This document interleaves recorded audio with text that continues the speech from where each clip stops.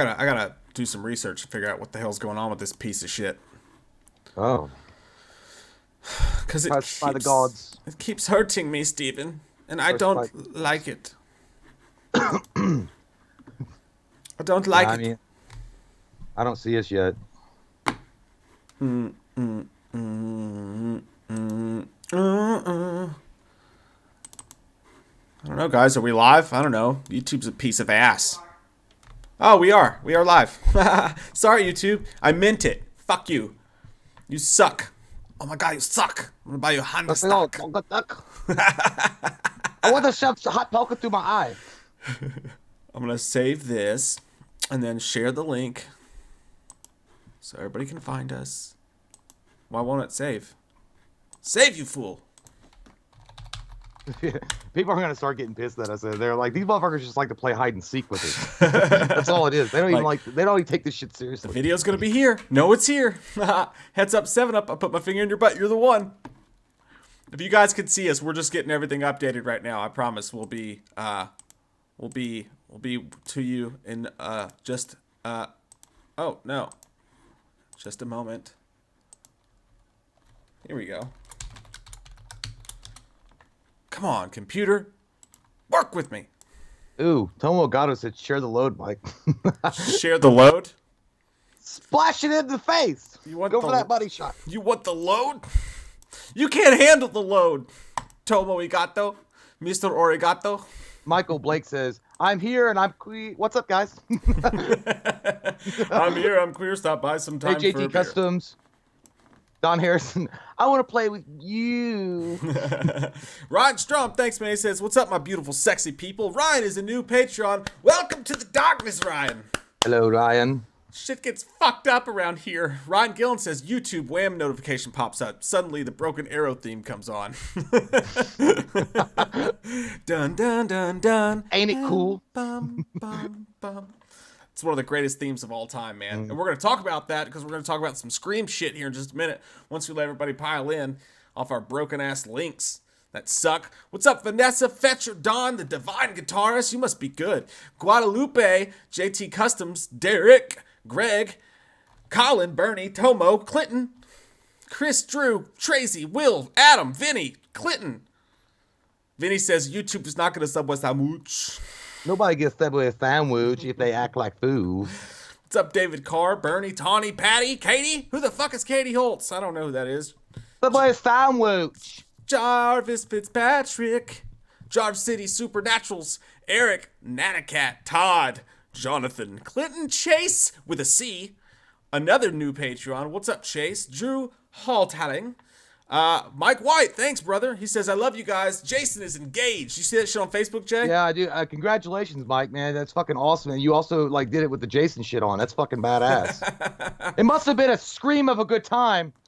I want to be at the wedding, and I want to be like Luca Brasi and be like, may the first child be a masculine child. I can marry you guys. I'm ordained. He is. He married me.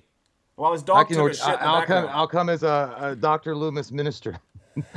You think I'm good? You think I'm good? Get out of my face. Go have cake. Open bar. Go have cake. You got some Asian tea back there. It's gonna be rum.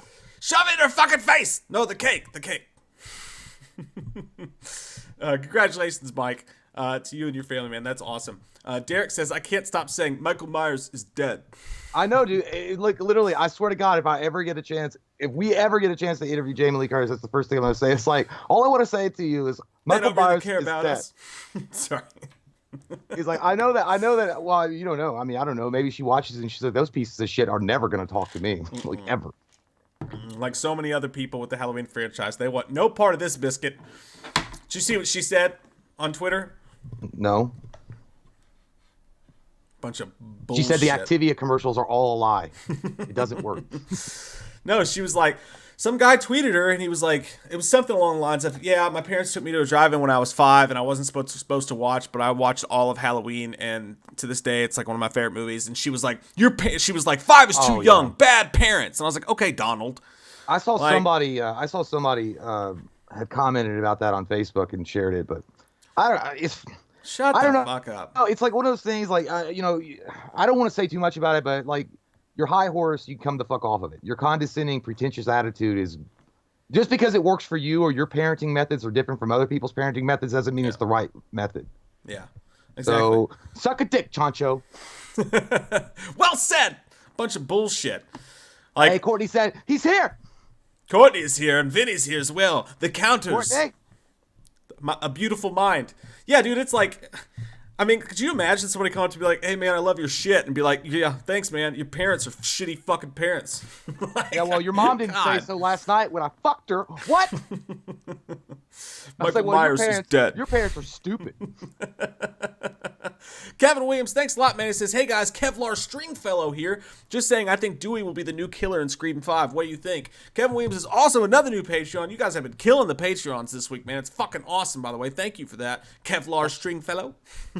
Sexual healing. But we'll let that guide us into the news. The Scream 5 update that we're going to do before top 10 most iconic horror weapons of all time. We got to talk about the new Scream news because it's fucking awesome. It's great. And Jay, I know you don't know about this either. I mean, maybe you do now. But David Arquette has signed on officially for Scream 5. So Dewey's coming back for Scream 5, which is fucking awesome. I love it. I absolutely love it.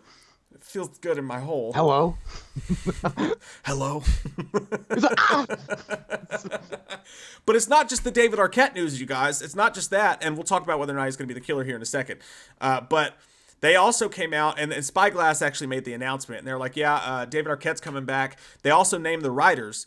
They said the writer's going to be James Vanderbilt, who wrote Zodiac and The Amazing Spider-Man. Guy Busick, who helped write Ready or Not. We know that Radio Silence is directing it. And a lot of people have been wondering, what's Kevin Williamson, the writer of Scream 1, 2, and 4, what is his involvement going to be in it? And he's actually, sadly, he's not going to write the movie, but he is going to executive produce it. And they worked on it with him. So he's going to, his expertise is going to be used there. They're also going to be filming in Wilmington, North Carolina later this year, which is the same place that Halloween Kills filmed. Yeah, I was going to say, I North Carolina, I thought that they filmed Halloween parts in that too. Yeah. I'm actually shocked that David Arquette agreed to sign on to this film, with him being so busy as the WCW heavyweight champion. I mean, what? Oh, I thought he had a wrestling career going. I mean, what? I thought he was like DDP's part. What? No, it's actually cool. I'm glad, and actually to David Arquette's, benefit, like he knew that thing. I was joking. He knew that thing was a joke with the WCW title belt. Like, he gave it back and he's like, I'm going to work for it. He tried to be a wrestler. It's cool that he's coming back though. Like, I mean, I think it's kind of telling though. You got David Arquette, the Neve Campbell thing. It's possible Matthew Lillard pops up. I don't think that's going to happen, but maybe in a flashback sequence or something like that. And I feel like they're doing this. They're lining all these fuckers from the original into a room. The ones that are alive that survive. Courtney Cox. They're going to whack the motherfuckers. They're going to kill them all so they can start fresh and move forward. That's the only way to do it. That's the only way to do it. It's like, you can't kill them all in a room, Lucky Luciano, and then you fucking kill them all. You kill them all, we move forward with the new generation. Actually, I'm not saying I want that to happen, but how everybody said, everybody that's been asked about it, all they keep saying is, trust me, guys, the way that this script's been written, the way it's working, it's the ultimate tribute to Wes Craven, which is really cool. But what if that ultimate tribute is exactly what you said? What if they get all these people back and they Drew Barrymore the thing to the fucking umph power, and you do get that. You get the opening scene with all the people, and you think that's the start of the movie, and they Friday the 13th, 2009 it, where in the first 20 minutes of the film, they literally kill off Neve and Dewey and Courtney Cox, which she's not been named yet, but I'd be okay with that. That'd be wild. Honestly, I'd be okay with that. I don't want to shit anybody's tater salad, but I would say, maybe I'm in the minority here about it, but I'm just kind of tired of Neve Campbell being in it. She's been in 4 of them. She's been the starring role in all 4 of them, and I think it's time to move forward and move on without some of the original cast. Like, it's cool to pay them tribute and give them a final send-off, but that should be enough. 20 minutes in the movie, and let's go somewhere else, and let's explore different options and different scenarios. Just like the whole thing with Jamie Lee Curtis. Well, she's a great actress and she's done a lot for the Halloween series overall. I just feel like it's kind of played out. Like, that shit's played out, dog. You got to move on for something new. And I didn't even think, the whole Scream 4 thing. I don't like Scream 4. I never did like Scream 4, but I think that even having Neve Campbell in it it's like the series is not dependent upon her. Like, she's an important part of it, but Scream was so definitive and different and its own unique beast. It could go anywhere and it could be anything. You don't have to it's not tied to her. You know what I mean? Like, I don't know. I just feel like David Arquette signing on is just another sign of them wanting to move on. I really do think they're going to put them all together and kill them. Like, I don't know. It'd be interesting to see that. I don't know. I don't actually know if I agree with you, Greg, because I think that the most telling sign of that we have is that somebody on Twitter actually mentioned that. They were like, all these people out here in my timeline saying that Neve Campbell needs to die in part 5. She was like, if Jamie Lee Curtis can survive all these movies, if so and so can survive all these movies, something along that effect, why shouldn't Neve Campbell be the ultimate final girl and survived? And that tweet was actually liked by the director of the upcoming Scream 5 movie. Like, he liked it. He didn't say anything, but that could be him. You know, he's agreeing with her. Why can't she survive? Maybe he disagrees. But I don't know, man. Like, I don't have a problem with, for me, I'd much rather see Jamie Lee Curtis die or Laurie Strode die than I would Sidney Prescott, because they've overdone it so many times. We've seen her die already. Like, and because Michael Myers is his own entity. So, like, I want Laurie Strode to die so that Michael Myers can be freed and we can see what he does outside of just chasing after Jamie Lee or Laurie Strode, right? I want to see what Michael Myers does when she's gone. Like, what is his life outside of that? But when it comes to Ghostface, Ghostface is multiple entities. It's multiple different people. It's not like he's always going to do whatever the hell he wants to do. You could make a Scream movie, not have Neve Campbell in it, and it could be about Ghostface, and you could not show her at all. It's different with Michael Myers until Laurie Strode's gone and out of the picture. But because it's always I would have agreed with killer. that. I would have agreed with that 100%. But she already got the ultimate final girl send off with Scream 1.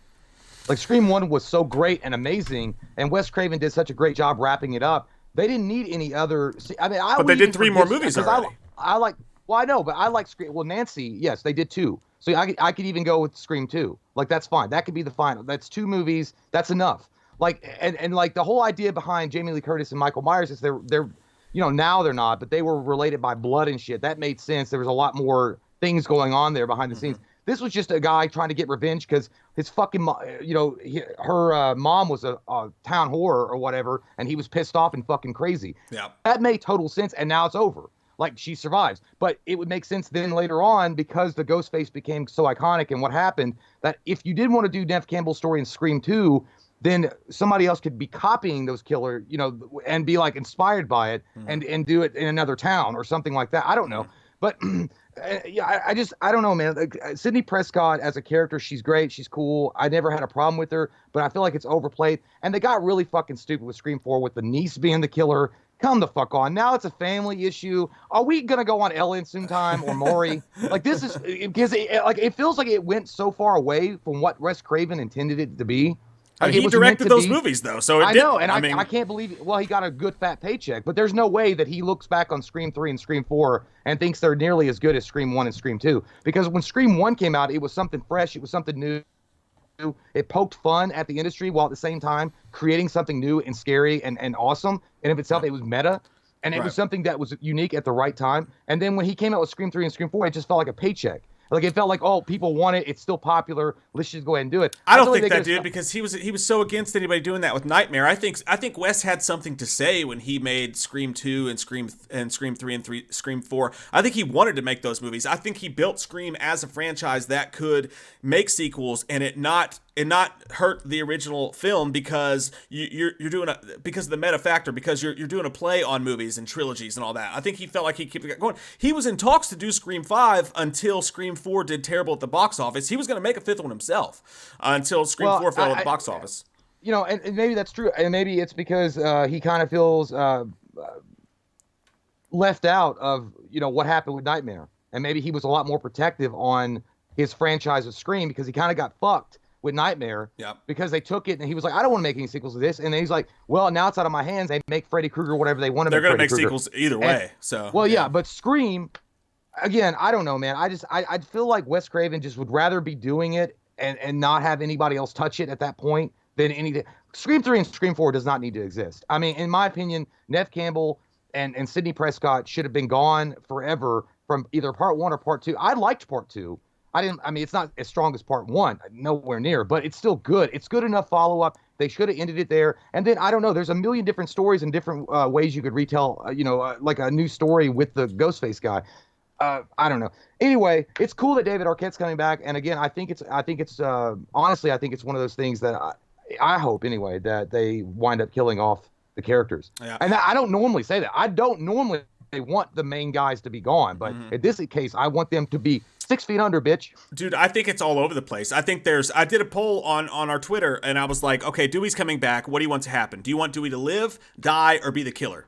Like, which one of those three? And it's like the most even poll I've ever seen. It's like 34%, 30%, 34%. Like, everybody's opinions on it are all over the place, and it's wild. Let me grab a couple of these super chats here, because it's going pretty fast, and I don't want to lose them. And then I want to give you what I think is going to happen. Chase King, thank you, man, says, Halloween Resurrection is an underrated comedy. I could go with that. I could go with that. Yeah, I could go with that as a comedy.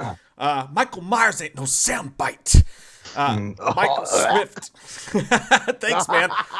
Michael Swift, I think that's the first ever $7 super chat we've ever had. I don't think I've ever seen. That's a lucky number. I like the number 7. It's great. Sizzling sevens. We going to Sizzler. Did you guys hear about Netflix's Grudge TV series? There's already a trailer for it. You guys should react to it. Yeah, we're going to get back into the reactions when we can actually get in the same room again. But have you heard about that, Jay? Yeah, I heard about it. I acknowledge it, and I walked away from it. So, yeah, I heard about that shit. I was like, because Netflix, like, they can make some good quality shit, and I think the Grudge series definitely has an opportunity to be one of those, like, fucking, like, scary ass, like, especially if I think it's like it's the beginning of the Grudge curse. I think it starts from, and it's the Ju-on, it's not the American. The Ju-on, yeah, and that shit's gonna be fucking crazy. God damn, it's gonna be a lollipop in your butt to hold. Like, it's gonna, like, I don't know. Yeah, I mean, yeah, I didn't know they had a trailer out though. Yeah, I would love to watch that with you sometime soon. And by the way, Jay's not saying he doesn't want to see it. In case anybody doesn't know, Jay's saying that he doesn't want to see it because it scares the living dick out of him. Yeah, Grudge and The Ring are two of my most terrifying fucking things next to another marriage. Latrell316, thank you, man. Says, hey guys, hope y'all are well. Really helping get through the last hour of my shift. Thank you, man, and respect to you going out there into the world and getting your work done on this day. Respect to everybody doing that shit. It's not an easy time to go to work. That's Tomo Ogato says tomorrow's Jay's loan officer. That's why he's avoiding her. No, she's actually my wife's fucking divorce lawyer. That's why I keep ducking and diving. I'll believe that when my shit turns purple and smells like sherbet rainbows. I have seen shit that'll turn you white. Luis Nunez, thank you very much, says, will this be a direct continuation of all 4 Scream movies, or will they go the Halloween route retconning? I believe... Nope. I think it's going to be Scream 5 if they're not going to reboot the whole thing altogether. And that's because they wouldn't retcon Wes Craven's works. The number one thing they're saying is this is all a love letter to Wes Craven. So there's no way in shitfuck that they retcon anything here. Yeah, it's going to be, definitely. It's going to be a continuation of the first 4 films. Jesse McLaughlin, thank you, says, what if he didn't sign on to play Dewey, but to play himself in a total meta move? He comes in to defend the WCW title against Ghostface. I will rule you. I hope they get Oliver Platt, that bitch, for fucking Ready to Rumble. I think so. I had heard from somebody, maybe my girlfriend talked about it, but I was like, it's so similar to Scream 3. It's like, what if they were just playing themselves and then the killer, were confronting them about playing these characters? I was like, that would just be so Scream 3. Yeah. Like, they would never do it because it would just be a copy and paste of Scream 3. I agree with maybe that. With a better production team and a better story, but I don't want to see that. Like, I'd rather them come back as the fucking characters they were in the movies and then kill them off in 20 minutes. Yeah. That's it. That would be done with it. That would be the ultimate. Now, the only thing against that I have, I think it would be fucking well to see. I think it would be cool. But the only thing against that I have is, like, you just be like, fuck, man. Like, we sat through 4 movies of, like, Sidney's plight and Dewey, and we fell in love with these characters. And it's kind of like what they did in Terminator with John Connor, right? They're just like, oh, by the way, here's the CGI John Connor. Oh yeah, they spread it on. Like, I mean, it's straight up finger in the butt. I was like, what the shit just happened? I think if they did that, people might feel the same way. And if you do that, oh my god, the rest of the movie better be so fucking good to make up for it. Because it could be entertaining. I think if you go down that route, it's like pretty much the girl that you've been with for like 6 months saying I have herpes. Like, oh, and I have not been using protection. But yeah, I think that's a terrible mistake. I just. Like, again, man, like, there's so much possibility for a new Scream movie to be something cool and different, and normally it wouldn't happen with the 5th sequel, especially if they're continuing the story. So normally, historically, that's not going to be the case. But if you move on and you kill these characters off that have been connected to this series for so long, and then you have, like, a breath of fresh air and you're able to go in all these different directions. I think that is exactly what they need to do to get this thing back on its feet. That's just what you got to do. You got to do it even though you don't like it. You got to put Old Yeller down. It's got rabies, bitch. I see, dude. It'll bite you. What I want to happen is this. I see what you're saying. I don't want to do that though. What I want is it seems to me that Matthew Lillard came out extremely fast with I would love to come back, but, and it was right when the Scream news was dropping, I would love to come back, but I can't imagine it happening. To me, if you're talking about meta and you're talking about Scream, how fucking meta would it be to actually have Matthew Lillard, to have him cast, have him signed on to do the film and be the surprise killer in the end? He survived Scream. He survived the tube TV on the face. We've talked about it 100 times, how he could, how he was actually supposed to be in Scream 2 and 3 at different points.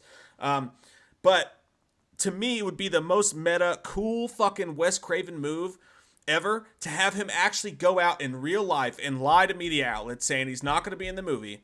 And then suddenly have that be the ultimate twist that at the end of the movie, it's fucking Stu the entire goddamn time. I think that would be, when they're saying this is the ultimate love letter to Wes Craven, to me, I think that's what they're talking about. That's my big prediction. What if Matthew Lillard was just the guy, like he's playing himself, like somebody mentioned, and he's fucking like tweeting all this stuff, and it actually turns out that he's mad that he wasn't included in the cast and he kills everybody. That's fucking stupid, though. That's too much. But it feels like an SNL parody. That's too much. But it's possible. Yeah. That's very Scream 3-ish, like you said. Yeah, but I don't like. Again, I think the only way that it might like, and we talked about that before too. And I know they're not owned by the same studios. I know that Blumhouse wants to and have something to do with Scream. But again, if it was in the Halloween universe and then recreating the kills that Michael Myers did and setting it in that universe and doing it that way with a different cast, totally different, totally meta at that point, and that way you're free to go about your own new direction. I've always felt like that. Like it's like, and I'm not taking. I didn't watch the MTV series because I didn't like that goddamn. They wore masks from the heat. Yeah. I thought Val Kilmer was going to show up and talk about the bank. I just hated that mask.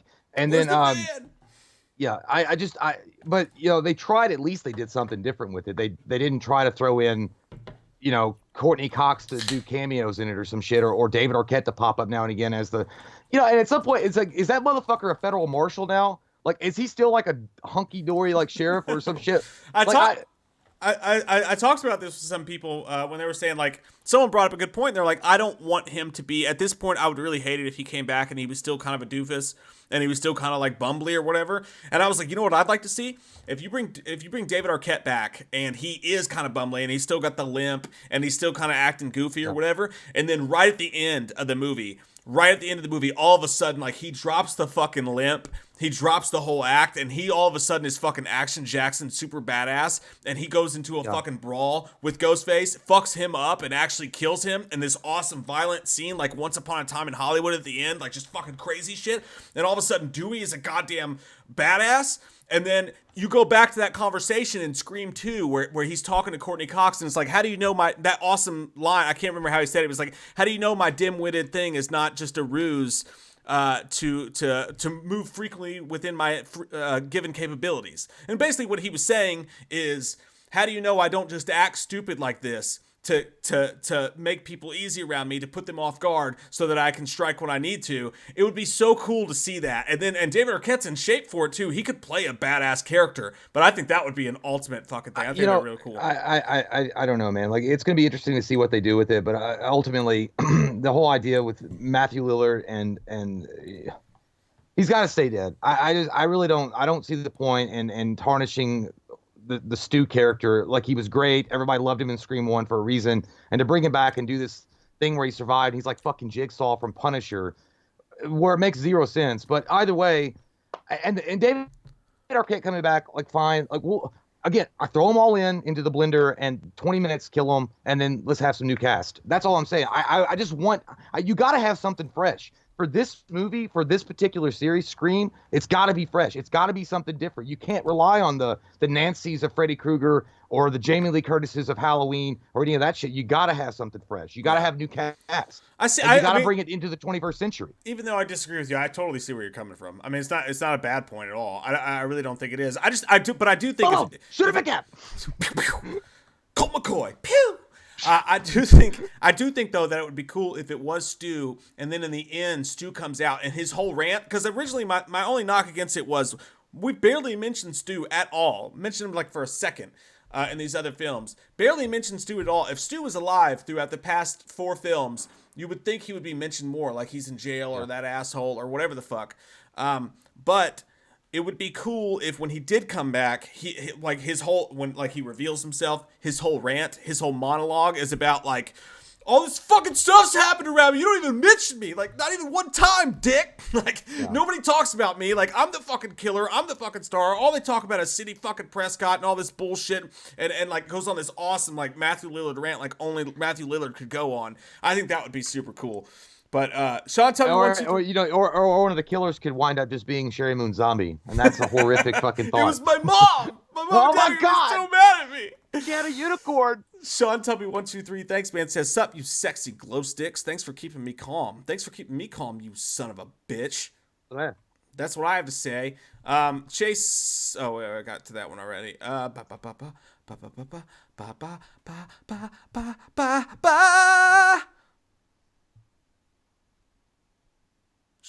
Devin Pierce said maybe a brother of Stu. I know a lot of people want to see Stu's twin. I don't like that. God, get out of here! We're not doing General Hospital Gregory. season 28. We're not doing that. That's shit. very General Hospital. That's right. exactly. It's a soap opera at that point. It's like we thought he was dead, but it was really his twin brother, and he's married to Sally from down the street, and she's pregnant with his cousins. Dun, dun, dun. With his red right hand. Yeah. I can't wait to see the soundtrack, by the way. Nobody's mentioned that. But, dude, Scream always has the dopest soundtracks. I hope they bring back Scott Stapp. Like, I was like, hey, this is your big break. This is your return. David Rael, thanks, man. He says Dewey is the killer. That's another thing some people should think. I don't want Dewey to be the killer. I think it fucks up his character from before. I don't want any of them to be the killer, honestly, unless they really write it in like with extreme fucking done caution. Well, I feel like they do that. It's lazy. It's lazy ass writing. If you make Dewey the killer or Sidney Prescott the killer, it's just fucking lazy, dude. It's unoriginal. It's uninspired. At the same, you're like, oh well, let's take the fucking hero that's been in the 4 films and make him the villain. You could see it coming from a mile away. It's not meta. It's not anything different. It's just, well, I'm lazy and I don't have anything to do. I'll just make them the killer. And it's not like Hulk Hogan turning to the dark side like he did in the NWO. Yeah. Simone Morris, says, hey guys, I love you both. I agree with Mike completely. Actually, she said Jay, but I'm just a liar. And I say Mike's thanks. lying all the time now. His pants are going to catch on fire, and he's going to have 0 pants left because of the lies that come out of his dirty teeth. Eric, thank you, man. He says, whose character do you enjoy better in the Halloween series, Laurie or Jamie? And Jay, when are you going to step up and play Loomis and Halloween Ends, LOL? I definitely actually enjoy Jamie. I think she was a fucking hell. She was a hell of a kid character. I enjoy Jamie better. Yeah, that's a tough one. I mean, I liked Jamie Lee Curtis's portrayal of Laurie Strode, but yeah, I think Jamie. I think Danielle Harris really nailed it. As a kid actor, you believed her, and I mean, when I was a kid, when Halloween 4 and 5 came out, like I was able to relate to her a lot better because of my age. So it was actually like I could see the movie through. They fucked her over really bad in Halloween 6, but I mean, as far as like what's the more staple. Jamie Lee Curtis is obviously the staple of the Halloween series, but Danielle Harris is also a part of that history. As far as the Halloween Ends thing, I don't know. Show me the money. Jeremy Maguire. Like, I don't know if they ever fucking contact me. I'd love to do it, but they don't want that shit. Yeah. They don't want a fucking bewildered goddamn Halloween 5 Dr. Loomis with a German accent doing it, but I mean, fuck, I don't know. That would be the ultimate. You know, like 99.9% of people would be like, this is fucking garbage. It's worse than the cops in Halloween 5, but our 12 fans would be like, that's fucking awesome. I would enjoy if they were like, hey, you gotta play this shit straight. Like, I've never taken an acting class before, so can you tell me how to do it?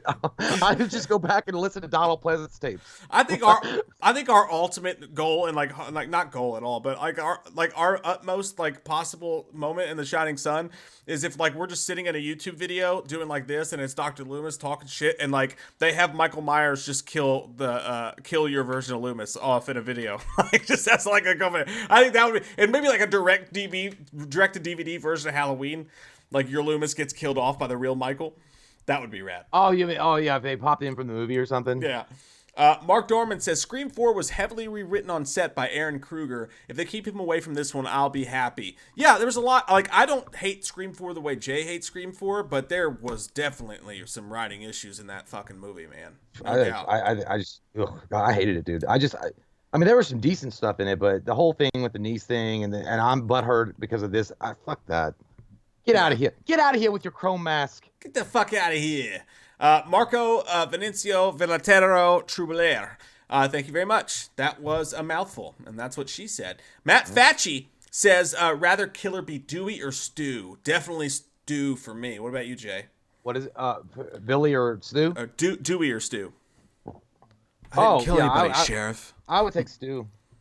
I love Stu. I love Matthew Lillard as he was fucking engaging as fuck. When you watched him, especially when he broke out, when he was fucking, it's like, Sharon Stone. Like when he was doing shit like, dude, it was fucking, I was like, God damn, I love it. It's like, you fucking stabbed me really deep here, man. By the way, somebody brought up to me the other day, they were like, I want to see a full recreation of the last scene in Scream between Billy and Stu, but I want it to be the fucking Beans guys. And I was like, yes, we're going to do it. Mike had texted me that, and I was like, dude, it's kind of weird because we had talked about doing shit like that before, like something similar to that. Like doing the fucking dance. The fucking dance. You imagine Billy like hitting Stu with the phone and like, fucking bits! Fucking bits! And like I think the two people that like that fucking Beans thing would enjoy it, but everybody else like 99.9%, like you said, would be like, fuck this. This is the dumbest shit I've ever seen in my life. All they're talking about is fucking Beans. Fucking Beans, Sydney. Fucking Beans. Mike White says, I'm the king, I will rule you. I love that movie, dude. Ready Rumble's so fucking good. It is. I just watched it for the first time last year. Massive Entertainment, thank you, says, gents, how about a vid rating all the Freddy gloves? I mean, they're all so close to each other. I guess they have changed. I guess 7 was definitely different. Well, and then they had the hypodermics in part 3. That was dope. Yeah, that was really cool. And then Halloween 7 was the obvious most change. I guess there were some changes to it. I guess we could. Be interesting. I mean, I'm not saying that I'm not a giant Nightmare fan, but like I'm not like as versed on the specific details of the changes to the glove as some other people would be. I don't know if it'd be worthy of a video, but I think it would definitely be cool to actually look back and just see. Like I've never even paid that much attention to it, but to look back and see would be cool. Buffalo Stapes says, "How mad would Stu's parents be? They're gonna be so mad at me. They'd be mad as fuck. They're gonna send him to military school. Fucking man." They're going to send him to Major Payne. Ron Gillen, thank you, says Neil Prescott is a possible killer. Denim Dan, as I like to call him. He had that denim going. They had a deleted scene in 4 talking about him passed away. It wasn't mentioned in the final cut of the film. Yeah, I mean, that wouldn't be the worst. I just think that, like, I thought that they really reached with the killers in 2 and 3 and kind of 4. I thought that, like, they really reached out too far. And I mean, Sydney's dad wouldn't be I don't know. It wouldn't be the worst thing ever, for sure. Kevin Williams, thanks, man. He says, hey, guys, a bit off topic, but do you think Freddy vs. Jason would have been different with a new Nightmare version of Freddy? I think he's a badass with that trench coat and the different glove. That would have been cool. He's like he was talking about, he's talking about Nightmare 7. Yeah. Okay. I thought he meant for a second when he said New Nightmare. I thought he meant like Leather Pants the Freddy. No, yeah, I thought he meant like the fucking Hell's Angel Freddy. It might have been he was back, but I don't think it would have made sense because the whole idea for New Nightmare was the fact that was actually a real life demon that was trying to invade our world. Yeah, like it would have kind of taken the whole idea of Freddy versus the whole idea with Freddy versus Jason. It was just a fucking fun like Hulk Hogan versus Ultimate Warrior match. Yeah. Like it was meant to be kind of parody and poking fun at itself. That's what made it so fucking special. So I wanted to see Robert Englund in the fucking, the regular suit fight Jason. Good point. Yeah, no, don't get me wrong. I would love to see someone make a deep fake version of that movie with New Nightmare Freddy because he was cool. New Nightmare Freddy as the. I bet his taint smelled like fucking old cats. How about this? I'll do you one better. New Nightmare Freddy versus 2009 reboot Jason. I was going to say that, but a 2009 Jason would die immediately because he wasn't even supernatural, really. Yeah. Well, just shit on my dreams and I'll fart on your mouth. I will. It's not a big deal. Shit on these walls. I'm going to fart in your mouth. I'm going to shit on these walls, right? Someone said something really good that I wanted to mention real quick, and I fucking lost it. There it is. Jen Peterson, amazing point. I totally think so too. I fucking want it and I need it in my loins. Anyone else hoping for Samara Weaving to be the new Scream final girl? Fuck yes. She was built totally for down with this. that. But again, you got to get rid of fucking Sidney Prescott. You got to get rid of Nev Sure. Campbell to clear that way. That's the case for sure. All right, man. You want to take? I think we've covered the Scream shit. You want to take a quick break before we get to the top 10 fucking most iconic horror weapons of all time? I'm happy that you told me this because at the same time that we were thinking of that me must take bathroom break, you said it from you, May. And by the way, guys, we've got an idea for a Tiger King. You know, the Loomis thing is it's fine, but there's another idea on the horizon for that shit too. It's gonna be really funny with the Subway sandwich. I'm going first this time, slut. Okay. Take it. Okay. Right to me. All right, now it's just us. No one washes their hands, Tomo, if you're gonna live dangerous. By the way, gotta take this off a little bit. I don't want to feel like I'm screaming at you guys like I'm a principal in Breakfast Club. I finished Boardwalk Empire. I know I've been on this Mafia kick for a while, and I know it's kind of annoying, but I just finished it. Holy fuck. It totally ended in a way that I didn't expect it to end at all. I had my ideas going into it, like how, you know, the character arc of Steve Buscemi, Nucky Thompson was going to end. But when it ended the way that it did, I was like, fuck. It's crazy. I'm not going to spoil it for you guys, obviously, if you guys haven't seen it. But definitely give it a chance or check it out when you can. It's on Amazon Prime. It's free if you got Prime. Yeah, my brother thinks it's better. Cody thinks it's better than Sopranos, and Mike and I have talked about that before. I still consider Sopranos the better show overall as far as like the mafia type of show, but it's close. It's really good. The season one, you got to go. I know I'm Todd. I know I look blue. Okay, my favorite band is Eiffel 65. But you got to get past the first season, well, for the first 6 episodes anyway, in Boardwalk Empire to really appreciate it. And once it gets going, man, fuck, you're introduced to Lucky Charlie Luciano. You're introduced to Meyer Lansky. Al Capone is in it. Jack Dempsey pops up. Joe Maserati. There's so many like historical famous gangsters from the 20s and 30s that pop up in the show that rub shoulders with Nucky Thompson. It's insane. It's really good. Rock Music Forever 90. Jay, where is your Dragon Ball figures? I don't have Dragon Ball Z figures. I honestly, I never got into it. Jen, hey, I love you too. Clinton says Sopranos was better. You know, I gotta say, I agree with you. I think it's got a lot more highs to it versus lows. And that's what Boardwalk is more even kill. Clinton, when did you join the Blue Man Group? Last night, after we had some deep discussions about it. I thought, it's time for a change. Let's go to Vegas and see what happens. Bernie G, the blue is Wildcat Blues for Kentucky. I didn't plan on this shit. Like, I mean, it's not. I know I'm bluish as fuck. Was Mike's fucking body is not blocking this blue light. He's got like a blue like light in his screen that's reflecting back. But sorry about that. Lee Bowers, Jay, buddy, what's your thoughts on Scarface getting reboot? I don't like it. To be honest, I think that Al Pacino did such an incredible job. That movie's a masterpiece. I talked about this last time that we had this. It's one of the best movies I've ever seen involved with gangster type of stories. I understand why they're doing it. I understand like they want more, they want the Cuban nationality or something like that, and I get that. But man, Al Pacino was obviously he didn't look Cuban, but like his mannerisms and the way that he talked and the way that he moved, it was so fucking on point. And like he was Tony Montana. Like I just don't know how you're gonna get better than that. And Brian De Palma did such a great job with the script. I just don't know.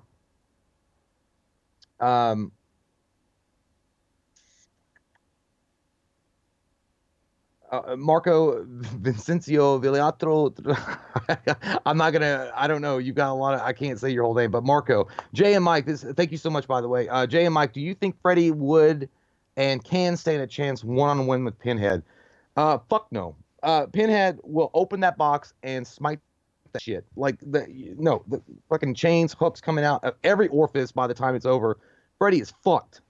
There's not even like Pinhead is like the goddamn Judge Judy of the fucking horror world. Like there's no way. Like it's like it's overruled. Like he fucking slams the gavel down, opens the box, takes you ass to the Leviathan, and either you become a Cenobite or you get your own personal hell. I don't know. There's no way. I just don't think that's gonna happen.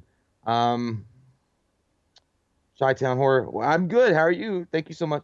I did not blow anybody. Mike White, thanks so much. He says, Jay, are you still having my babies even though I'm taking? Well, of course we will. We'll do it in secret shadows. It will be like Alec Baldwin in The Shadow. We will do it together. I've relieved myself at 047 this morning. Good for yees. Yes. Ryan Gillard, thank you so much. He says, has there been any new Friday the 13th news? I haven't heard anything. I guess it's still in the sewers of Arabia. I don't know. They're still doing their lawsuit, so we don't know. Jay, before you go take your pee-pee break, I don't know which super chat you got to. Joshua Tabak asked, better final guy, Jesse or Tommy? Did you get to that one? No, I got to more of the newer ones. I didn't see those. Okay. It says, better final guy, Jesse from Nightmare on Elm Street 2 or Tommy from Friday the 13th Part 6? That's a really fucking good one. I still got to give it up to Jesse, though. I loved that character. Tommy, Paul Rudd did awesome in Halloween 6, but Jesse was so different. No, Friday the 13th Part 6, Tommy. Tommy Doyle. He wasn't really the prime. Well, I mean, I guess you could make an argument for Tommy Doyle in Halloween 6 as a final guy. That too, yeah. I'd go with Jesse easily. Tommy's more badass. Like Tommy's more take charge kind of guy, but I just like Jesse, dude. Like, and not only that, he danced to a great song. He did. He danced into our hearts forever. I do love Jesse a lot. I'd actually take Tommy on that just to go the other route. That's good. That's a really good question. What about Marco Vinicio Villatoro? I got him. Okay. Yeah. Mike White, Jay, are you still having him? Okay. Ryan Gilland, I think you just got to that one, right? Yeah. Yep. So So we're caught up. I gotta go pay that. Relieve your bladder, sir. You've earned it. How's everybody doing? What's up, ghost gals? How's everybody doing with the quarantine of life right now? The crazy shit we're going on in the world. Look at that piece of shit dancing. I hope he can't hear me. I fucking hate him. I do. Oh, this tastes good. Tastes better than the dick I had last night. Anyways.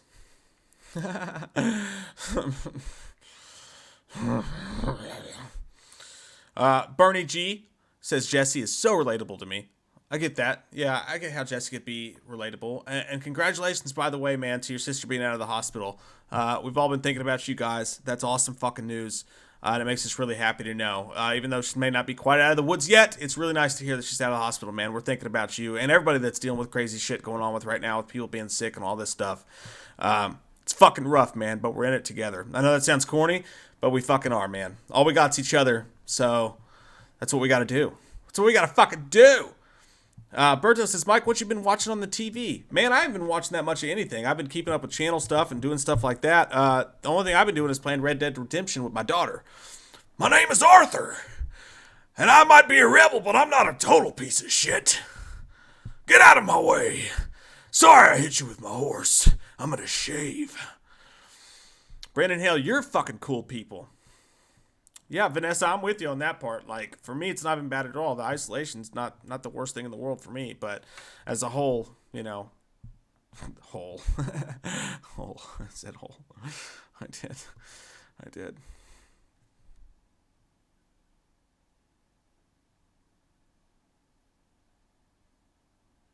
I'm just kidding. We're not frozen. I was just fucking with you guys. Courtside Taylor, thanks, man. He says, yo, guys, what was the last good slasher movie you saw? I feel like there hasn't been a good original, but the new slasher movie, bring them back. Like the last theatrical release slasher I saw was definitely Hellfest. Widescreen slashers. One underrated slasher that if you guys are feeling for slashers would be Malevolence. It's one not a lot of people talk about, but the first movie is really good. If you guys haven't checked that out, you're feeling for a slasher movie. Malevolence is an interesting take on the slasher genre. For sure. Yeah, Laura, 3 more months in Cali of the shutdown. They're starting to slowly open up things here in Kentucky. I don't know how I feel about that, but I'm going to take every precaution I can. You know, me and Jay both have high-risk people in our lives, so I'm not going to fuck around. I should put the 3D glasses on top of that skeleton, the silent slasher. I've tried to before, the ones from Jason that Trish sent us, but they won't ever fucking stay on that bastard. Bye, Shy Day Garcia. Movie Obsession says, Mike, if you could pick one horror movie to be a part of, what would it be? It's got to be Halloween, because I feel like I know Michael deep into his cockles, and I could get around that bastard. Kevin Williams, thanks, man. He says, quarantine is going well as can be, but I've started streaming Wham on the lobby TV at work. Jersey Mike's and Wham for life, baby. Yeah, he's eating them subs and watching the Wham. You're going to get fired. You're going to get totally fired. You're fucked, fired. buddy. I didn't get I quit. I didn't get fired. Tropic Island Productions, stop being a cunt. Anyways. I'm fucking with you. Anyways, all right, guys. Hey, that's some deep shit. Sorry, that's some deep shit. Why you gotta be like that, Trump? Go have a Capri Sun. Yeah, go have you a Coke and a smile. Shut the fuck up. Go have an Arnold Pubber. Have one. All right, guys. Well, Danny James, before we get going with the list, he says, I'm giving up hope on a Loomis shout-out. So, Danny James, if Loomis could give him a shout-out. Danny James, how you doing, Danny James? God damn. Go have some, I don't know, don't they make a James... Jameson. Go have a Jameson, David James. God damn. Get drunk. Have a good time. Get your ass motivated. I don't know what... David. Listen, look at me. Look at me now as I'm looking at you. Stop acting like an asshole. No, I'm kidding. I love you, David James. All right, guys. Let's get into the fucking list. We're going for we got some good ones. Fucking hour here almost, so we got a whole top. By the way, we're sorry it took so long for the, but Scream. You got to talk about it. You got to go in depth and spread those cheeks and see what's going on. You got to get deep in that crack. You ever seen the soap suds fall down the crack of another man's ass? I did once at the car wash. I was like, wow, that's sexy. All right, chat, now is the time. What we're going to do is we're going to list a whole bunch of them on this little white screen down here below. All your all's opinions on what... And again, let me do this so that we can try to, let's try to keep it as contained as possible. Only mention your option if you think it really has a chance of making the top 10 most iconic weapons ever used in a horror movie before. That way we can kind of keep it narrow and keep it going and get through the whole list tonight. And then once we have a giant fat fucking list, Jay and I will narrow it down a little bit. And then we'll use our buddies Vinny and Courtney to help us use the vote system so that you guys can pick who's number one and so on and so forth. Garrett Veal says, Mike, I hope you tell someone to keep their bitch on a leash again. She's Did you say that? Did you say something? Show. I don't know. I don't remember it, but I've been one to do it. I've said it in my life before. We'll do the weapons. Some of them, I had the weapons on here, but I also had symbols. I had most known horror weapons / symbols because some of them, they didn't use them, but you would instantly recognize the symbol as the movie. But I don't know. Let it. Huh? I was just saying. We'll throw it out. We'll throw it out, but it doesn't matter. I mean, we'll go to the weapons though. Let's go. You and I, don't get into it quite yet, chat. Give us a second. Let me and Jay knock out a couple of the big ones first. I think the first one we're gonna mention is Michael Myers' knife, right? I mean, it's got to go. Yeah, the butcher knife. What else you got? And then Freddy's glove. Yep. Obviously. Jason's machete. Yep. I also had the chainsaw, Leatherface. Yep. Ash's chainsaw as well, might I add. Yeah, see, that's what I was gonna go, but I put on mine. I put Ash's boomstick / chainsaw. We'll make them two. I think that counts. And Ash's boomstick and Ash's chainsaw. Yeah. And then I also had Candyman's hook. Yep, Candyman's hook. I'm gonna go with the hunter knife from Scream because I think that exact shape of that knife counts. I almost put that down, but I was like, I didn't want people to get like, oh well, he didn't, because it's a knife and then butcher knife, but it's a smaller knife. It's not like the same knife. Yeah. It's not a weapon. Well, technically it is a weapon, so I put it in there. Pinhead's puzzle box. Definitely the immersion configuration. Yeah. Another thing I put on there, and I don't want to borrow from the same movie twice, but I might as well. It's I guess it could be considered a weapon. Evil Dead Necronomicon. I think that counts. I mean, well, because if you read from it, you release that big old fucking screaming face from the desert. That's true. Like it sounds like goddamn Disturbed lead singer screaming at you. It's iconic enough. I'm gonna go with the ball from Phantasm. I think should be in there. That's a good one. That's a good one. Yep. I got some weird shit in because I was just writing them down in a heat. Like I was just like, yeah. I put I just put Final D. It's Final D. Tony Todd. He's not a weapon though. Like he just to me when you think of Final Destination, I always think of Tony Todd. Like he always feels like he's acting as an avatar for death, but true. He's not. It just feels like he is. I put down well. I don't know. This one might be some of you guys might not agree with it, but I put down Poltergeist Clown, the clown from Poltergeist. That little Mr. Jingle Jangles. I mean, it didn't even kill anybody though. It tried to. It tried to choke the fuck out of that little kid.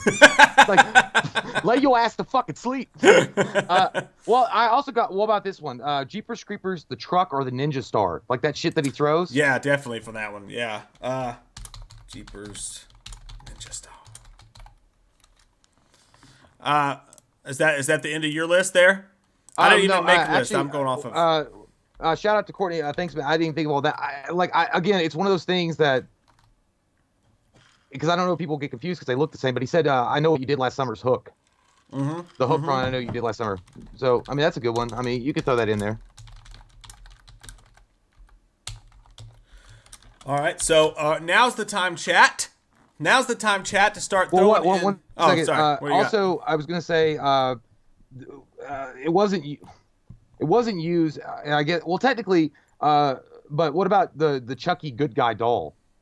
Because it was just he possessed the fucking thing and then it killed people. That's right. But Charles Lee Ray was the serial killer and he possessed the doll, the good guy doll. So it technically is a weapon. I don't know. It's probably a stretch, but at the same time, I don't know. I don't know. We'll have a vote on that one because I can't really decide either. Okay? I can't decide either. All right, I can't decide. But all right, guys. What do you guys think? Let me go. While you guys are thinking up your thoughts, Chase King says Busta Rhymes' karate kick is the greatest weapon of all time. That's good. It's just a boot. It's just a boot.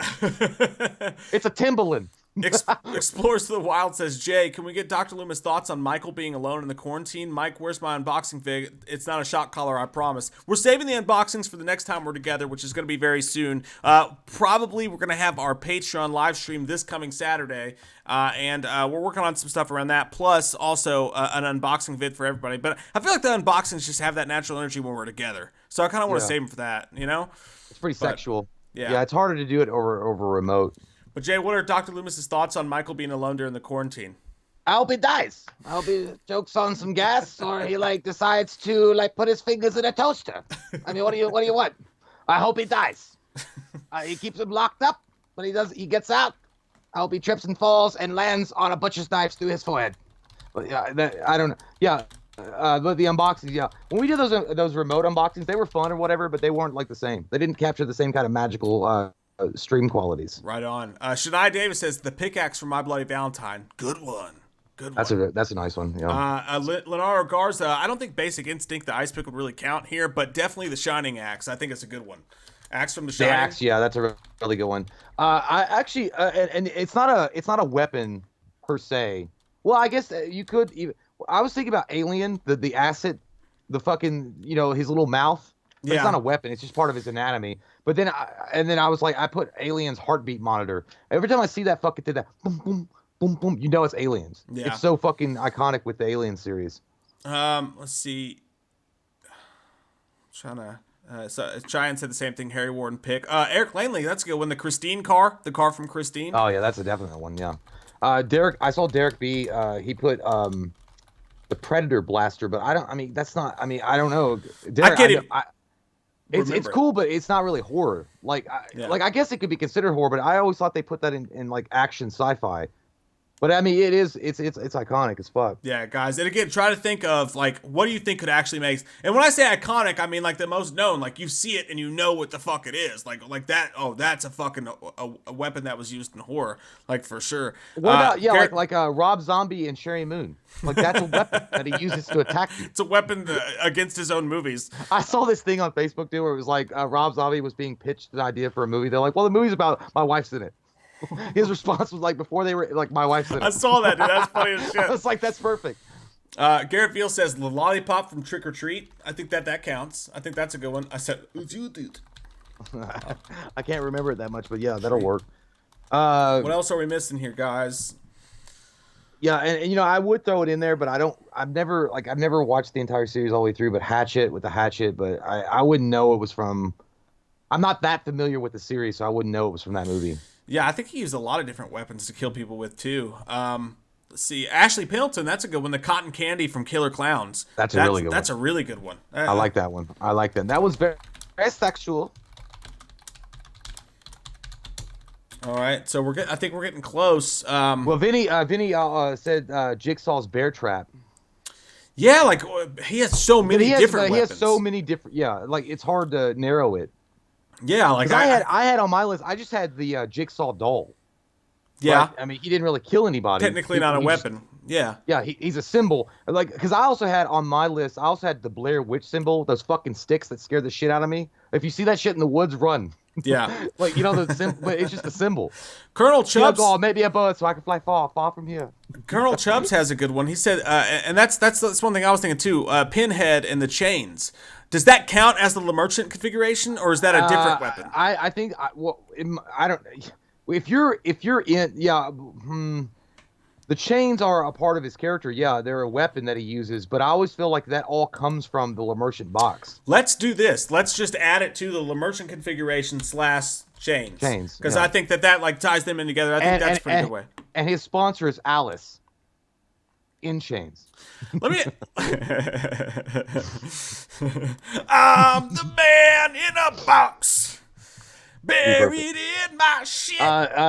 Devin Pierce says the Exorcist powers, but that's just it could be her vomit. Her vomit. If you do anything from the Exorcist, it would definitely be the crucifix that she stabbed. Dude, that's a good one. Thank you so much, Kevin. He says the VHS tapes from The Ring. Whoa, that's fucking awesome, man. Thinking outside the box and taking us to the promised land, Kevin. I like that. Woo, I didn't think about that one at all. I like that. Oh, dude, what about this one? What about the masks from Halloween 3? The Silver Shamrock masks. Yeah, you could use the Silver Shamrock. The mask or a weapon. Yeah.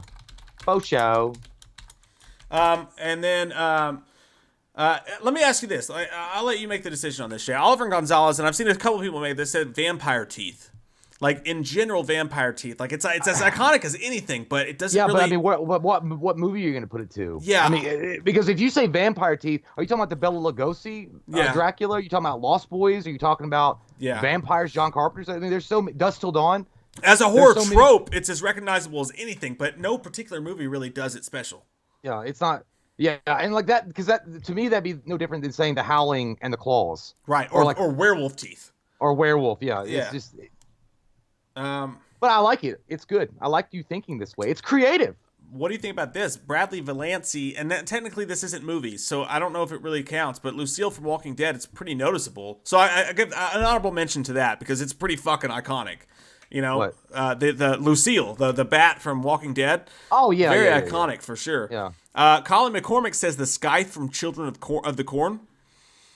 I can't even remember a kill with the Scythe. I think it's cool. It's a cool weapon. It's definitely something that's badass and how they utilize it and they work it. But honestly, if I see a Scythe, I'm just thinking the motherfucker's chopping wheat.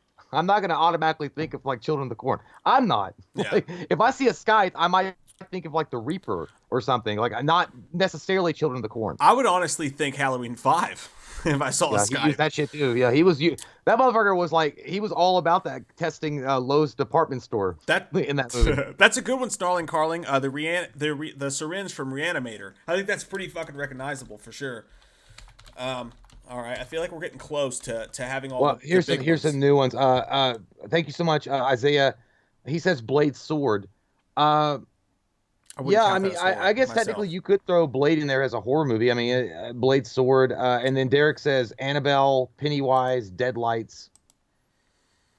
The Deadlights is a weapon that Pennywise uses, but I always thought he used the fear to get them there. But Annabelle is a weapon. Annabelle does count as a weapon. I don't see it making the top 10 of all time in horror, but it does count as a weapon. Nick Martis has a really good one. The axe from American Psycho. Yeah, that's a really good one. I think that's a very good one. Let's see. I think we should also put Hansel and Gretel's gingerbread house in it. Josh Weaver says the candy cane from Black Christmas. I don't remember that many kills with the candy cane, though. You know? I know they did it in the new one. Maybe they did. I just can't specifically even remember it. So to me, that's here's the thing, guys. What we're trying to enough. say, and, you guys are definitely, you guys are open to whatever you want to put out, and we'll put it in. But I'm just saying, like when you see the weapon, when you see the specific weapon, you'll know, like, it's iconic. Like, it's one of those things that you'll be like, oh, I know what that's from. I'm not saying all of them are going to be like that, but I'm just saying, like, for the most part, our top 10 would be like, I know exactly where that comes from. Yeah. If like, it's just, if you say,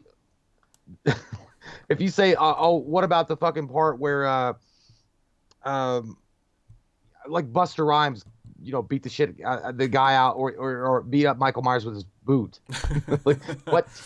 I don't know. I'm just saying. And again, guys, in the chat, I'm seeing some the gun leg from Terror Planet, the car from Death Proof, Hannibal's teeth. I mean, Hannibal's teeth. Like you'd have to see it in like as a mask, maybe Hannibal's thing. Rusty Nail's truck from Epic Slap Studios. There's a lot of good ones. Like there's a lot of really, really good ones. What about if you just they're had a just not iconic. Chianti? They're not like like they're not weapons that you would see and be like, that was from that exact movie and I know it and my grandmother would know it too. Tomo Igato says the shotgun from Terminator. We've been through this before. It's not a horror movie. Yeah, there's a lot of it's actually surprising how many disagreements are out there about whether or not it's a horror movie. Yeah. I just never thought it was. What about the thing? Like, I think that Hannibal Lecter, you'd have the Chianti. You'd be like, oh, I know what that shit is. If you say Chianti, you're like, oh yeah, and fava beans. What about the thing from The Thing? I mean, it's not a weapon. It's an alien. It's a bad guy. Yeah, because I could say, what about Ridley Scott's Alien? Yeah. Vinny C said the shark from Jaws. I don't see that as a weapon. It's the fucking killer, not the weapon. A lot of great ideas. I just think someone said the wax. I feel like we're assholes, dude. I feel like we're trying to tell. It's like, hey, look, everybody participate, and then when they participate, it's like, you're a fucking idiot. we're not trying to. It's just. We just want to keep it lean. We want to keep it as lean as possible. And again, like Sage and Pall Mall, that's a great thing. The golden scissors from us, but I don't think the golden scissors, they're noticeable, but they're not going to crack the top 10. I just don't want to make a list of stuff that we can't use. Eric said Freddy's need a glove. I always that ties I would into just put that in the same. It would be Freddy's glove. In his glove, yeah. I think Antonio Picon said the tape. I know one. Sinister. I know one. What about Scorpion's fucking hook or Scorpion's spear? Get over here. Yeah. I think we have our list, guys. I think it's pretty good. I think as far as stuff that's going to actually crack a top 10, I think we've got the list. I think we've got it. So remember that part, by the way. I know it's off topic.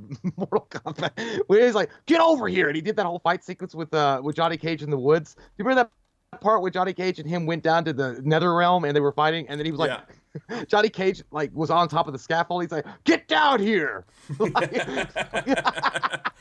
I can say anything as long as I say here afterwards. Yeah, he was like, "Get down here." I think he's only three. He's 3 words. I think we have enough to definitely craft a top 10 out. So I think we're good. I think we're good on that, you guys. I think we're ready to start with really making the top 10 list now. Yeah, I like it. So we got we got about 25 different options. That's a lot. That's a lot of shit to go through. Isaiah Koenig says Sex Machine's crotch gun. I love it. I don't think it's a great song. That's a great one. That's a good one. Sean Davis, thanks, man. He says, "Sup, drunks? You both have crap hair, but I love you." Joel Schumacher's direction. He almost killed the Batman. Also, I'm still undefeated in tickle fights. Proud of me. I want an Indian leg wrestle you naked on a bed of Twister.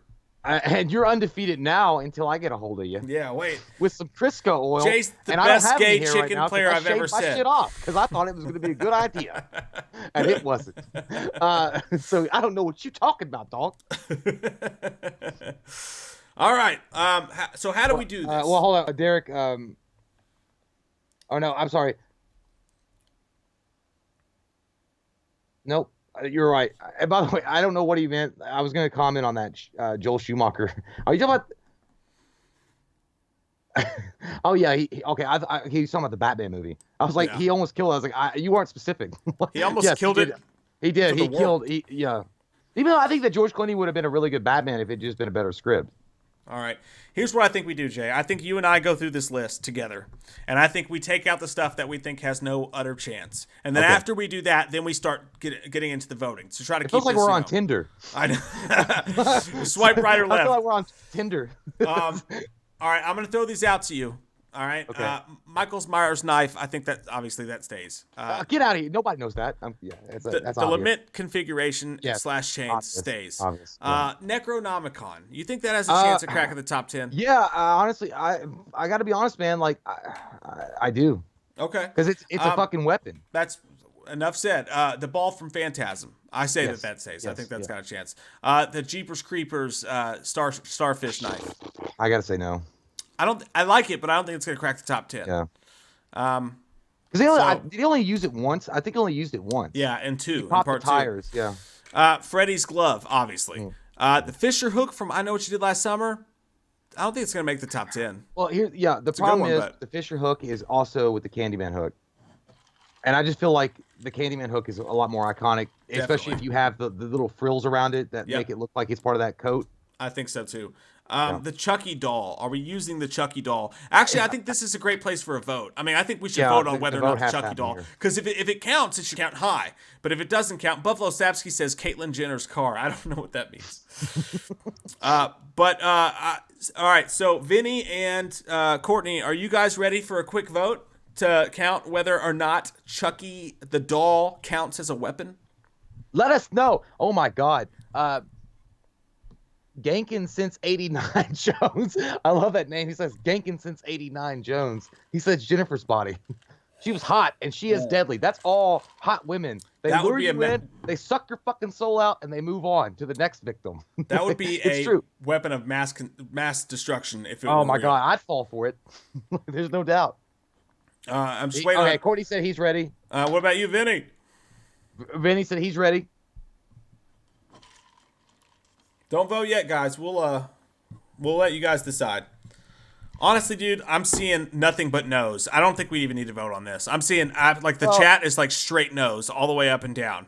I mean, I haven't seen a single person say yes yet. The only reason why I put it on there was because of I get it. Possess the doll. No, I get it. But I think you're good. I don't think we need to vote. Vinny, Courtney, you're good. I think everybody in the chat says no. Guys. I get it. It's an interesting idea. But you've been measured and found wanting. Oh, son of a bitch. I guess I'll have to do better. All right, continuing our list. A pickaxe from My Bloody Valentine. I think it has a chance. No. You don't think it has a chance? Well, the top 10. I'll go with you. We got a lot, so I'm good. Yeah, well, the reason why I say that is because I know there are a lot of fans of My Bloody Valentine, but when I see the pickaxe, I don't know. Like, I don't go to that movie right away. Yeah, but that's just me. Oh fuck! Never mind. No, never mind. We got Scream on the list. I was like, what about the telephone? But they never, because he's like, you hit me with the phone, dick. All right, we'll take off the pickaxe. The axe from The Shining, I say, has got to stay. That's so fucking, Jason's machete is obvious. The car from Christine, you think it has a chance to make the top 10? Absolutely. I really do. When you see that car is iconic. The lollipop for Trick or Treat. No. I don't think so either, just because even though it's very noticeable, I just don't see it. I don't remember it as a specific thing. It's more of a. It's not. I don't think it's been. I don't think it's been circulated enough yet for people to really be onto. The cotton candy from Killer Clowns. I think we both agree. Yes, that's a great. VHS tapes from The Ring, again. Yes. Great. Yes. The chainsaw from Leatherface, obvious. It's like you get those little fucking blank tapes that says "Watch me." I'm like, why not? I'm on Pornhub all the time, and I see freaky ass shit. You know what we should do at some point? We should do the most iconic masks of horror. That would be fucking. Oh man, that'd be fun. Well, I don't know if you could do a top 10 or you do a top 5. Well, no, you could do a top 10. Oh yeah, for sure. The Shamrock masks, I think they have a shot in the dark. The reanimator syringe. What do you think? Dude, I gotta be honest, man. Like if you pulled out the syringe, though, I think of fucking Dr. Giggles before I thought of Reanimator. It's hard to, and also with the green syringe, even though like Reanimator, like they have such good art around that movie, and I love those movies so much. I don't think it would have. I gotta put it on the same by, Annabelle, I think that I don't think Annabelle has a chance. What do you think? Well, here's the thing. If you're gonna discount the Chucky doll from having a chance as a weapon, that's a good. Then point. I think the Annabelle falls in the same category. I'm good to let it go because she's a ghost spirit that's possessing it, and fucking around with the world because they're bored. I'm going to let it go. Brittany Whetstone said strangers with the mask. I get it. The strangers' masks, again, are so iconic. I think that would be great if they were masks, but they're not weapons, so I can't really count. The American Psycho axe, I think we both feel like should stay. Let me ask you this, Jay. Do you think we should tie in Ash's boomstick to Ash's chainsaw? Yes, I think it should be. I think it should be a hyphenated thing. Like when somebody that wants to be a bitch when they get married, like, no, I'm a Lansky Theremin. Like, just pick my name. Just take my name. Yeah, God, I think so too. you're not working at a law firm. I'm good with that. And again, you guys are going to decide this list in the end. We're going to do votes for everything. We're just trying to clean it up a little bit so that we don't, go 7 hours. I know you guys have places to be. Candyman's Hook, we both agree should be there. Scream Hunter Knife, I think should be there. So we'll take it or leave it. So no, I mean it was 1, 2, 3, 4. Well, because it's got that weird design on it too. Like when you see the Scream knife, it's got that weird like kind of design on the knife itself. I think we're good, man. We got 16 options to vote on. 16 options to go in the top 10. What do we do? I guess we should start at 10 and work our way down. Yeah. Jesus. Or do you think it'd be easier to start at 1? I think it's actually easier. I don't know, man. Like, I don't. They're both hard. This is tough. All right. Well, here's the thing. All right. So, maybe we should vote on that. No, I don't want to vote on that. Look, should we start at number 1? Vote 1. If we want to start at number 10, vote 2. No, I don't. It'll take forever. I think. Let's just do this. I feel like it's easier to work our way down from 1. I think you're right. So you and I will make the decision on the 2 possible number 1s, and then we'll let the chat decide. So, with that being said, Jay, what do you think the most iconic horror weapon of all time is? Courtney Love. No, she's definitely a murderer. Yeah, she's a murderer. She's a fucking killer. Oh. I would say, oh shit, that's a hard one. Dude, honestly, the number 1 horror weapon to me when I see it, and I'm like, yep, it's Freddy's glove. It's so unique. It's so special. There was never anything like it before or after. It's got its own magic to it. I would say Freddy's glove is absolutely, without a doubt, number 1. That would be my 1 or 2. So I'm with you on that. I think that's great. I'm going to vote Michael's knife. So, if Courtney and Vinny are ready, we're going to let the chat decide between our number 1. Is it going to be Michael's knife, or is it going to be Freddy's glove? And I'm fine with both. By the way, Courtney, I know Courtney. Don't vote yet. Just let us know when you're ready. But Courtney did say Sinister's noose in the noose, but Sinister Snooze. Bagoo. Bagoo. Bagoo. It works. It works too with the live stream. It's like Bagoo. But don't vote yet. Don't vote until we say Kiki fuck farts. That's when you vote. Get it done. That's what your butt makes when you've had no protein for a while. Nobody vote yet. Vinny C said he's ready, and I'm waiting on Courtney to confirms this, sir. He has? No, not yet. No, he's wait. I'm still waiting for Courtney. Don't leave me hanging. Don't leave me all alone. Just drop me. It's weird. Like, I almost did pick the Halloween knife, but it was like, it's Freddy. Like, because it's got fucking 4 goddamn knives on a glove. Yeah. Like, that shit's scary as fuck. And I'm good with either being 1 or 2. Vinny's ready, by the way. So everybody, I don't remember what the fuck I said, but remember when I say Kiki fuck shit farts, that's when you vote number 1 for the Nightmare on Elm Street glove, or you vote number 2 for Michael's knife. Kiki fuck shit farts. Right now. Do not vote twice, or they'll kick you out. They will. Vote number 1 for Nightmare on Elm Street's glove. Vote number 2 for Michael's knife. Starting now. What did you like better, though? The classic Freddy glove that they used in Nightmare 1, where they showed him building it and shit at the very beginning of the movie, which is awesome because they showed it, like how he put it together. Or did you like the reimagined version in Wes Craven's New Nightmare? The first glove. But the New Nightmare, it should have changed at that point. It adds on character. Yeah, it needed an updating, so I love that. But overall, between the 2, I'd have to go. Dude, honestly, I think that they almost were onto that in Freddy 2, when it was coming out of his fingertips when he was becoming Freddy Krueger. They almost pretty much had the same kind of glove that they used in New Nightmare. Yeah. I almost feel like Wes Craven watched that shit and he was like, "That sounds like a good idea. I like it." Yeah. I like it. The votes are rolling the fuck in. A lot of ones so far. Yeah, Mike White said lots of ones. Let me get to a super chat while we're waiting. Tommy Nix, thanks, man. Says getting ready to head out to work so people can get TP for their bunghole. I didn't TP for my bunghole. We did it. Thank you guys for keeping us entertained during the apocalypse. Thank you, Tommy Nix, for being fucking awesome, man. Go out there and you give those sons of bitches their fucking butt wipe materials. Make it happen. You know what? We're gonna karate kick a killer bee if we see them. I promise you that. Thank you, man. That. All right, the voting is slowing down, so I'm gonna say stop voting right now. Let the guys count. The voting has ended. Nobody vote. I can't type. And God damn it, Jay, I gotta pee again. Fuck. I gotta pee too. Oh yeah, we popped the fucking cork, dude. That's the problem. Let's hold it until we get this vote. We'll wait till this happens, and then we'll do it. Yeah.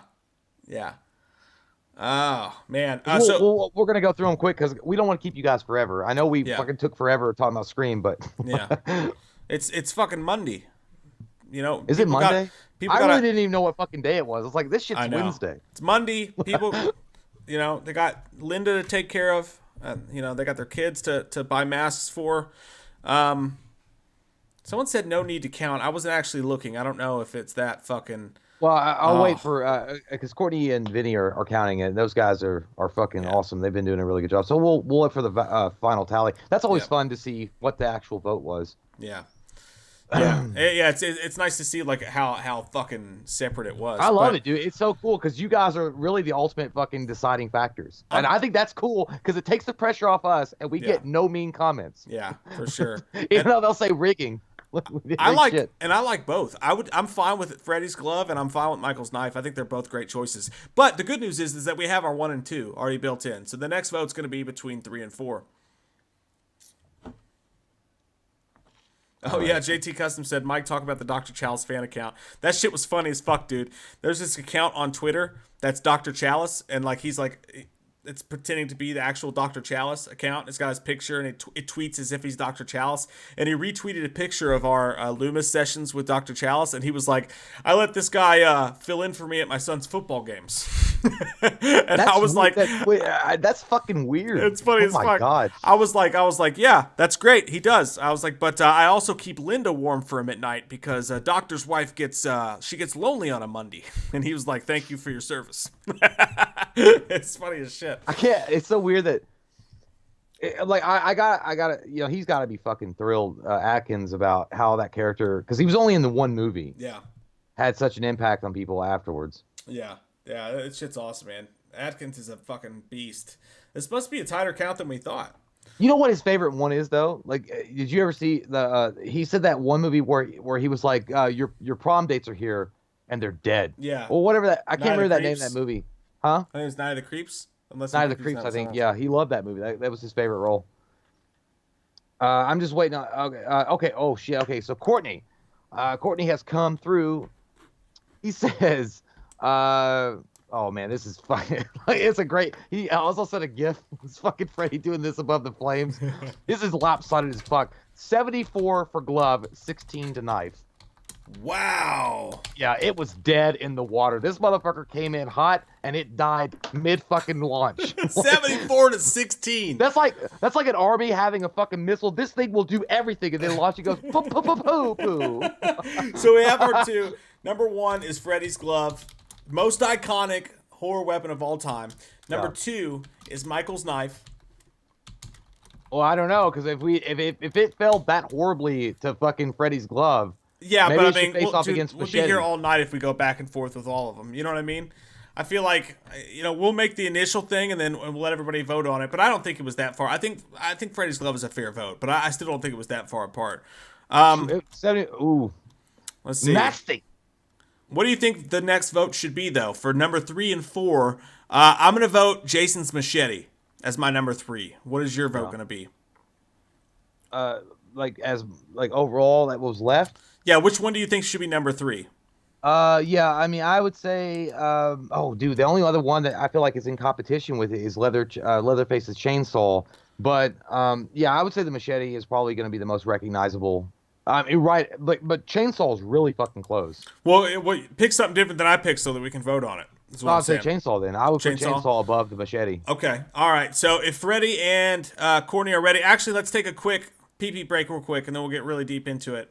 We'll go. You want to go first? You slut. Yeah, You I whore. do. You Uh-huh. fucking lush. All right. That's the kettle calling the pot black, It bitch. is. It's true. I'll be back. We both have problems.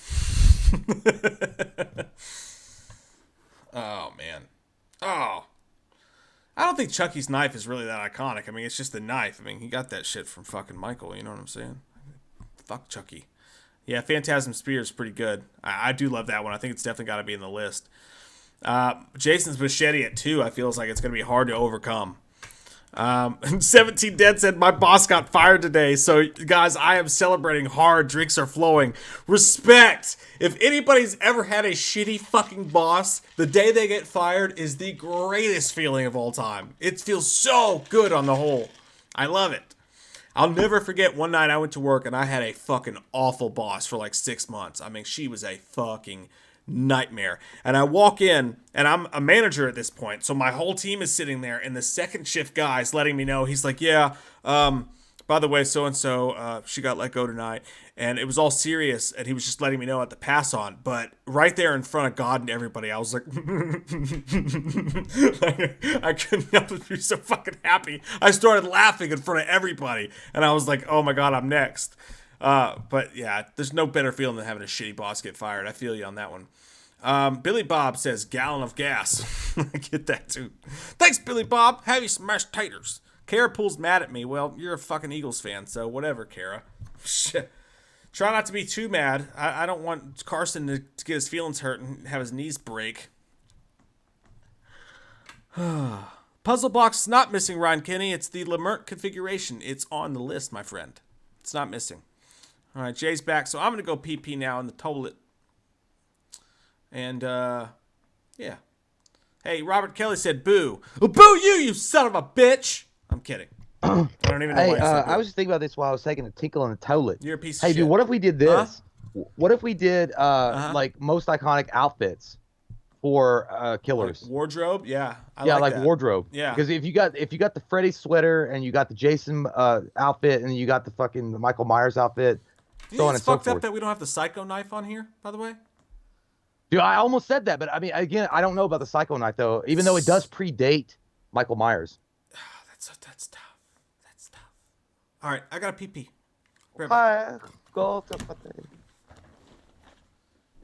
Yes, Tomo, I did. I watched it. And then I repeated it. Yeah, I like your gift, Courtney. Zach Streets, thank you so much. He says Hellraiser Chains. We've got that. We actually, I think we have that on.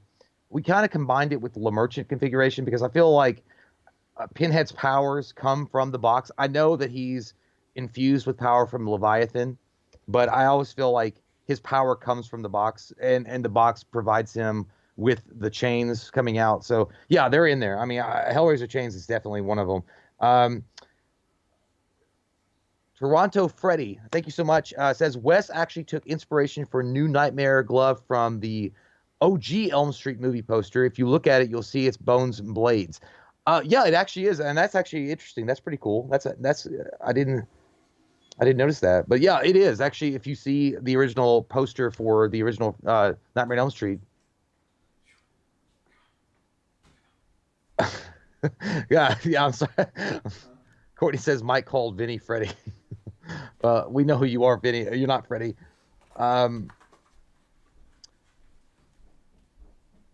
Derek, Jay, you got to convince Mike that Myers knife should be way down the list. The chainsaw machete are much more recognizable rather than seeing a knife and saying, "Yep, Michael Myers." I know, Derek. I don't know, man. Like, technically, yes, if you saw the machete and the chainsaw, but we're Halloween fanboys. I don't know, but it is. I mean, I guess we'll talk about it. Maybe we'll shift those around a little bit, but yeah, I mean, kind of agree with that. Chris, the list. Please put Jason Spear from Part 6. It's cool, man. I would say yes, but if I saw the spear, I think Aquaman or some shit. Like King Triton's fucking tip. I don't know if I would think of Jason.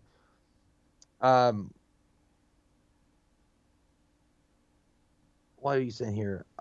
Efren Casino ET finger is well, he just has phone home though. Oh, it is technically because he can do a lot of shit with it though. Yeah.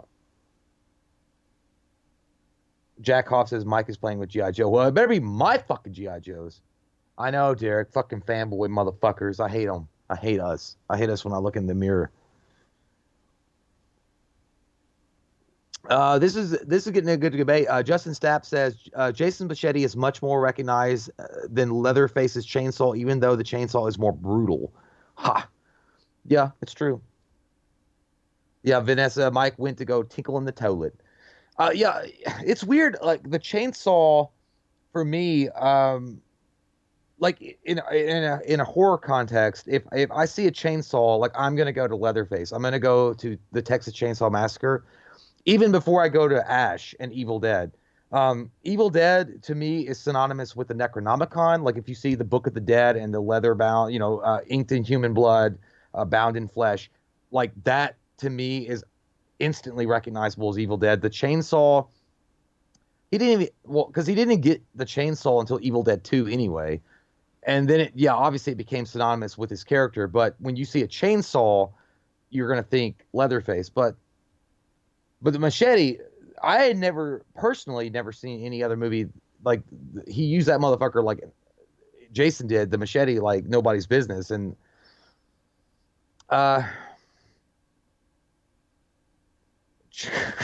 Clinton Klepstein says, if I see a chainsaw, I think Scarface. Dude, it's weird. Like my brother actually said the fucking same thing. That shit was one of the more brutal parts of that movie. That oh my god, when you're in the shower and they're chainsawing the fuck out of that dude. And all that's separating you is a shower curtain. You're like, damn, I chose the wrong profession. I should have become an IRS agent. Ashley Pendleton, Pinhead versus Jigsaw. Your thoughts? It goes without saying. I think Pinhead whoops that ass. He sends that bitch back to the Pinocchio factory. Courtney says, yeah, it's Lament. Vinny, I know it's Lament. God.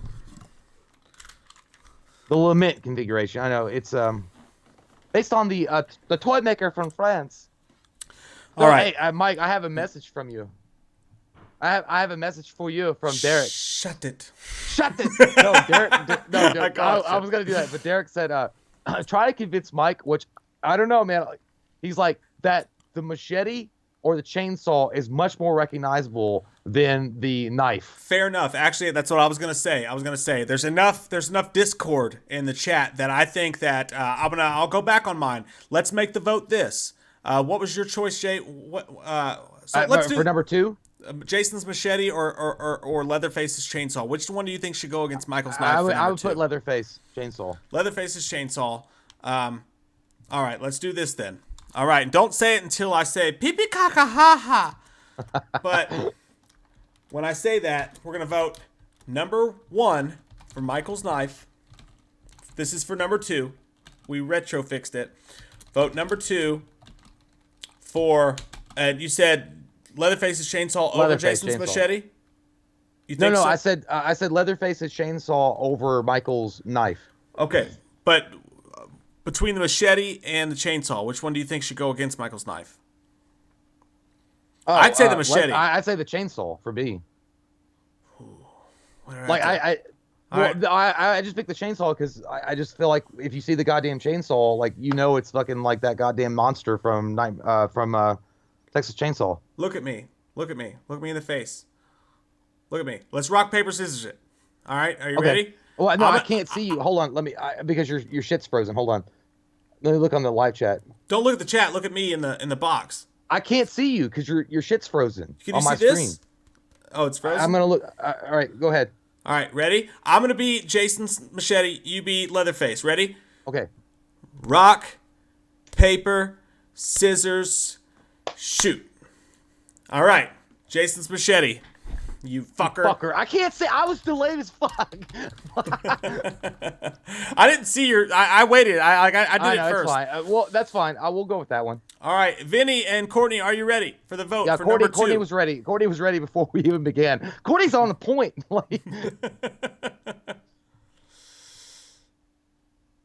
like Courtney's the guy I'd be in a foxhole with. He's got that shit together. He's like, listen, motherfucker, we're gonna charge over in a minute. You get your shit ready. I'm like, all right. How was the three-way vote easier, Just Saba? Oh, you know what? Actually, you know what? Okay, let's do it. Fuck it. For number Actually, two it slot? is. Okay. All right. Fine. We'll do a three-way vote. We'll do a three. I just want to make it fair. Wish I could have a three-way. For Faces Chainsaw. All right, we're gonna do a three-way vote. Okay. Vinny and Courtney, if you guys are ready. They're both ready. Okay, so we're adding another wrinkle in time here, guys, but they'll be able. They're ready. All right, we're gonna do a three-way vote. When I say poopa-kaka-ha-ha, you vote number 1 for Michael's knife, number 2 for Jason's machete, or number 3 for Leatherface's chainsaw. Ready? Okay. Poopa-kaka-ha-ha! Vote, fucking whores! I swear to God, dude, if you ever open up a camp, that should be your greeting to all new campers. Poopa-kaka-ha-ha? Poopa-kaka-ha-ha! Poopa-kaka-ha-ha!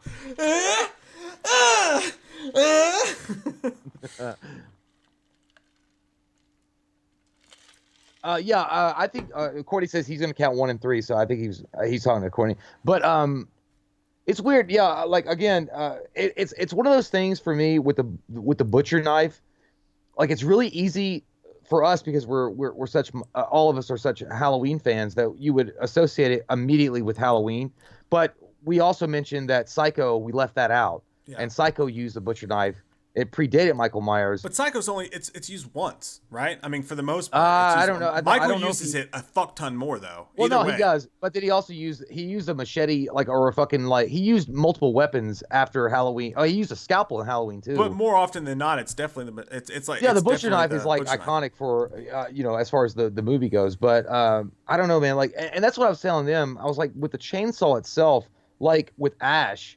Like, it's hard for me, like, if I saw a chainsaw in a horror context, I'm not going to think of Ash and Evil Dead right away. I'm going to think of Leatherface. The Necronomicon, again, but that, or differently, I would immediately think of Evil Dead because it's so unique. But, I don't know. Let's do this, though. This will make it a lot easier on everybody. When the votes come in, whatever has the most votes is going to be number 2.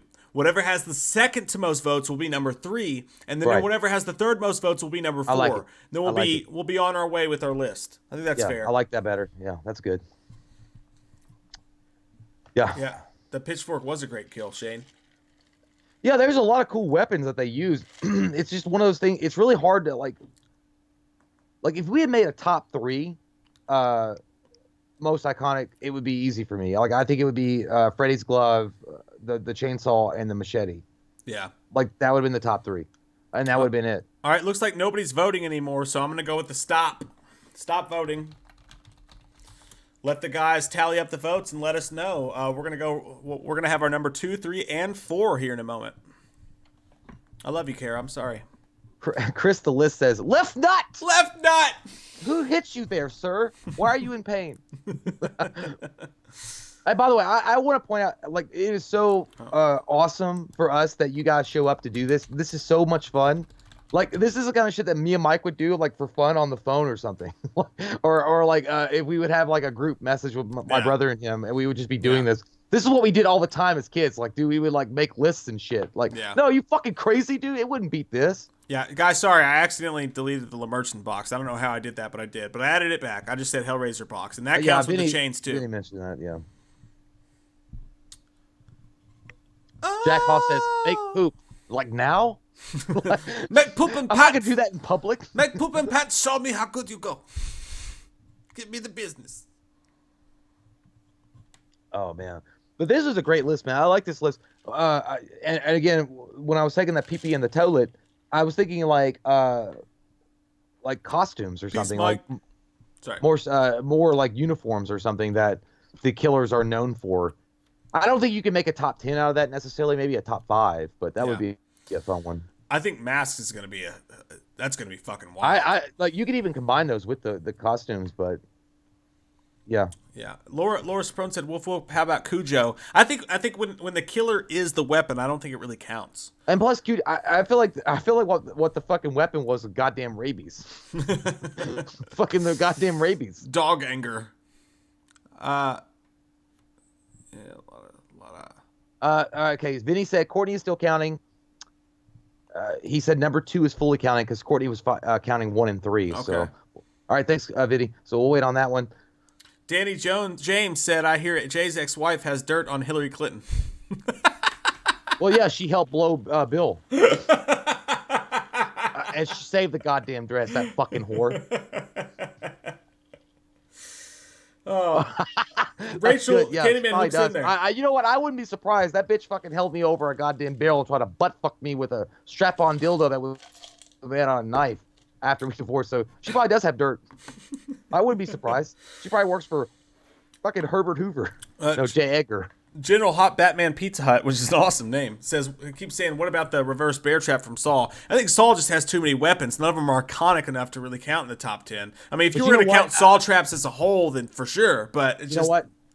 I was going to say, when you're talking about the masks, the pig mask for Saw would definitely be on there. The pig mask. Remember he used when the you go to pig masks. mask? Yeah, like just the mask. Yeah.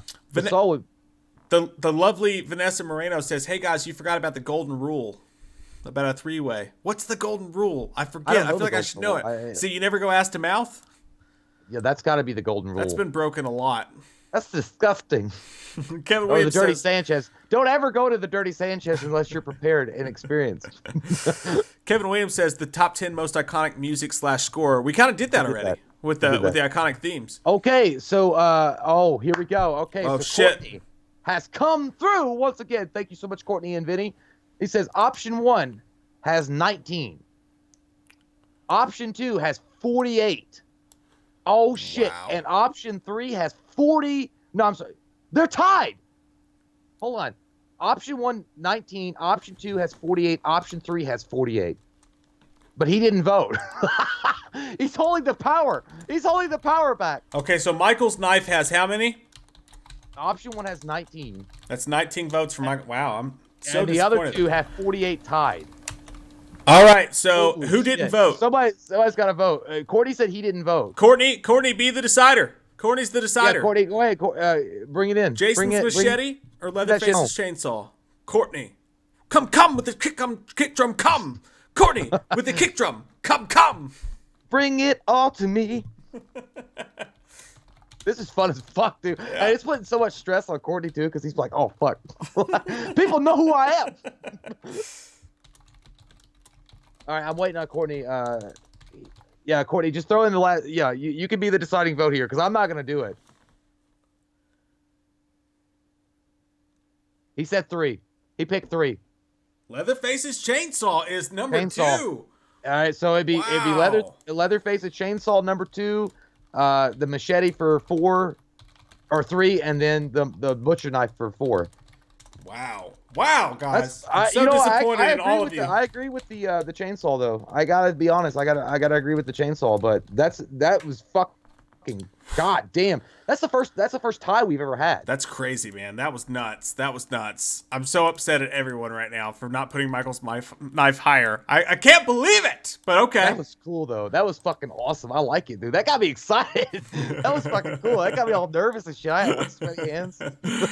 All right, so let me take out the ones that have already been done. All right. Let's do another 3-way. What do you guys think? We did it once and nobody's feelings got hurt. Let's do it again. He said, Derek said, if Courtney votes chainsaw, I'm fighting him at Scarefest.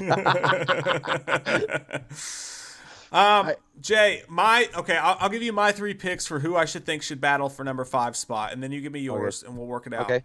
My 3 picks for the number 5 spot would be Ash's chainsaw / boomstick. Yeah. How did I delete fucking... Oh, there it is. Okay. That's gone. Oh, the Hellraiser box was already on there. I just... It's not that I deleted it, guys. It was just taken off. Ash's chainsaw / boomstick would be my number 1. And then I would go with the Le Merchant box and the mask from the axe from The Shining. What would your 3 choices be? and they could be the same as mine. That'll make it Well, even no, easier. yeah, I'm gonna pick I'm gonna pick the Le Merchant box for sure. I feel like in number 5, I'm gonna go with the Necronomicon, and my number 3 would be the Scream Hunter knife.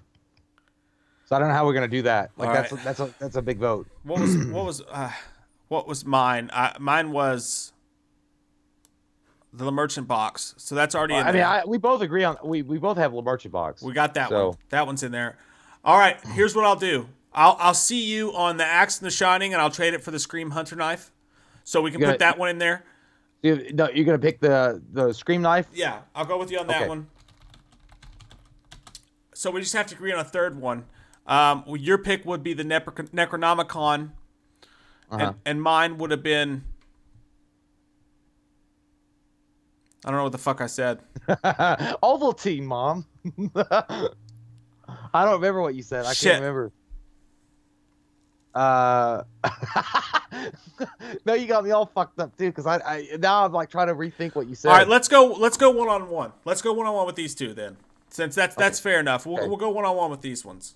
No, I know what you said. You said the Boomstick chainsaw. Oh yeah. Oh god, dude, you would take the Necronomicon over the Boomstick chainsaw? Well, the reason why I'm saying that for is because if you saw the chainsaw, you're not going to think Evil Dead right away. You're going to think Leatherface. And if you saw the Boomstick, while it is iconic in its own way, it's still just a shotgun. So I feel like the Necronomicon represents Evil Dead better. All right, so we're at an impasse, and we need to vote. So, as the third entry in our next three-way vote, guys, Courtney, are you ready? Vinny, are you ready? We know that the Hellraiser box is going to be involved. We know that's got to be there. We know that the Scream knife is going to be involved. But as our third option, please vote. And don't do it yet until I say, kick it, cop. Vote. By the way, Toronto Freddy, I know it. It's just easier for us to say LeBent. I know it's Le Merchant configuration. Yeah. I know. Thank you so much, by the way. He's super. He's like, it's not Lament, you dumb fucks. It's Le Merchant. Okay. All right. Vinny said he's ready, so I'm waiting on Courtney to bring up the news of. And they both said they're ready. They're working in tandem together. Those brothers of blood. Jin said I said broomstick. I've had some Tito's vodka. All right, so they're both ready.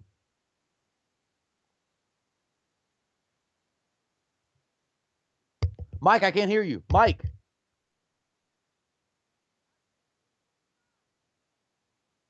What the fuck are you doing? Hit the I can't hear you. I can't hear you. Fuck! You were like, it was like you were doing an audition for a silent film from 1921. I was going to add some text in. Sorry. Okay, now you were into it, dude. I saw you going. This is not for who's going to be the next vote. All right, this is not for who's going to be the next vote. This is going to be for who's going to be the third in the three-way between the Hellraiser box and the Scream knife. Vote number 1 when I say vote number 1 for Boomstick Chainsaw, and vote number 2 for the Necronomicon, all from the Evil Dead. Go ahead and vote. Say the secret words. Yeah. Latu, Baratu, Nickel. Nigeria. Go ahead and vote for who should be included in the vote. Boomstick and Chainsaw from Evil Dead or the Necronomicon. There we go. Number 1 for the Boomstick. Are on the case. They're both going for it, so that's awesome. Number 2 for the Necronomicon. Yeah. Yeah, dude. I don't know. Like, again, obviously, Ash himself is iconic. Like, Bruce Campbell was amazing in that role, and like, but again, I feel like the Evil Dead, as far as weapons go, didn't even come into effect until Evil Dead 2, and then you had Army of Darkness, which really solidified it in cinema with the Boomstick / chainsaw. But they were featured so much more than the Necronomicon was. Well, but the Necronomicon is a weapon, and it was featured in the first one. And the chainsaw itself, I just feel like if you see a chainsaw that's bloody and dripping with blood, you would think Leatherface before you think Ash. It does confuse the two. I just think when you see Ash with the chainsaw, it's way more iconic than seeing just the Book of the Dead. No, if you see Ash with it, but if you just saw the weapon itself, yeah, I should have just called it Ash's right arm or something. maybe, yeah. Laura, we're voting number 1 for Boomstick Chainsaw or number 2 for the Necronomicon. Which one's more iconic? And then that's going to go into a 3-way vote between the Hellraiser box and the Scream Knife. Yeah, we're looking at our number 5, 6, and 7. Looking for love in all the wrong places. This actually turned out way more like involved than I thought. Stop voting! I know, it's hard. It's tough. It's tough. Mikey Weiss said, what's up, Mikey? He said, would the thorn symbol be included as a weapon of sorts? Pretty iconic. It's a good point. It's a good point. Yeah. But so is the dice. The goddamn runes! Yeah, the fucking runes are a goddamn weapon. Like, the dice should be a weapon in the producer's cut. Leonardo Garza, I mentioned the Shining Axe, but we it's a consolidated effort amongst two men who have seen each other naked before. No, it doesn't mean the Shining Axe is out. It still could be possibly in the top 10. Yeah. So, I mean, it's just, like, I don't know. The axe itself, like, when you see the axe, like, I mean, honestly, like, honest to God, hand to God, swear on your mom's life, that you could, if you looked at the axe, if you saw the axe, like, in a fucking stump, you probably never, like, normally you'd be like, oh, that's not from The Shining. You probably wouldn't even know it was from The Shining. You probably, most people's brains would probably go to Jason. Even though his number one was a machete. Yeah, if it was like in front, if it was in Colorado with snow coming around it, then you'd be like, oh, that's The Shining. But if it's not, if it's just out in the open, you'd be like, I don't know what the fuck that is. That's a good point. That's a really good point. And that's why I don't think you're wrong there at all. Looking for Alex Davies. Oh, dude, what about the twins though? No, they weren't really. Again, they're the killers, not the Alex Davies has a really good point though. He says Christine is the killer, just like Chucky. So technically, it's not a weapon. Well, yeah, but Christine, but they utilize, but the guy in the movie in Christine becomes possessed in a way and has to drive, because Christine, she's an entity, or the car itself is an entity, but it's still a tool that he uses, and it kind of affects him, and he's still, I don't know, it's a toss-up. Yeah. Christine, the car itself, I feel like is a weapon that's utilized by the main guy in it. But. Tropic Island Production says, yeah, so. What about, I mean, you could even throw Pet Cemetery in there. Like, you could say that the Pet Cemetery place itself is fucking evil. It's a weapon. Like, just, the tombstones or something. It's a hard argument. The fucking truck that kills Gage. It's a fucking weapon. Sheeta was a punk rocker. I saw somebody. It's like how I thought 2020 was going to go, and they showed Gage crossing the road. Which, by the way, I still think that's a superior film to the remake. Nathan Holmes as well. Silent Night, Deadly Night also had an axe, so that counts. Okay. All right, bye, Gray Ash. Dude, enjoy Hellraiser 4. This is fucking crazy, dude. Wow. This is game winner at the buzzer. Somebody shaved some points, and it doesn't matter. Option one, Courtney says, had 46. Option 2 had 44. It lost by 2 goddamn points, dude. 2 fucking points. I feel strongly on this one. Fuck you and your safety in the end zone. That's crazy, man. Holy shit, that was so close. That's fucking awesome, though. All right. I loved it. So, going right the fuck into it, if Courtney and Vinny are ready, sorry, guys, to throw this right on you real quick, but the third option in the next 3-way is going to be the chainsaw / boomstick from Evil Dead. Okay. So, when I say, Jay, make up the next call for this one while I write this out. Okay, when I say, Subway sandwich, you go. Ready? And a 3. And wait, so I get it typed out. Well, I gotta wait for Courtney and them to be ready. Sorry, they haven't even said they're ready. I'm sorry, guys.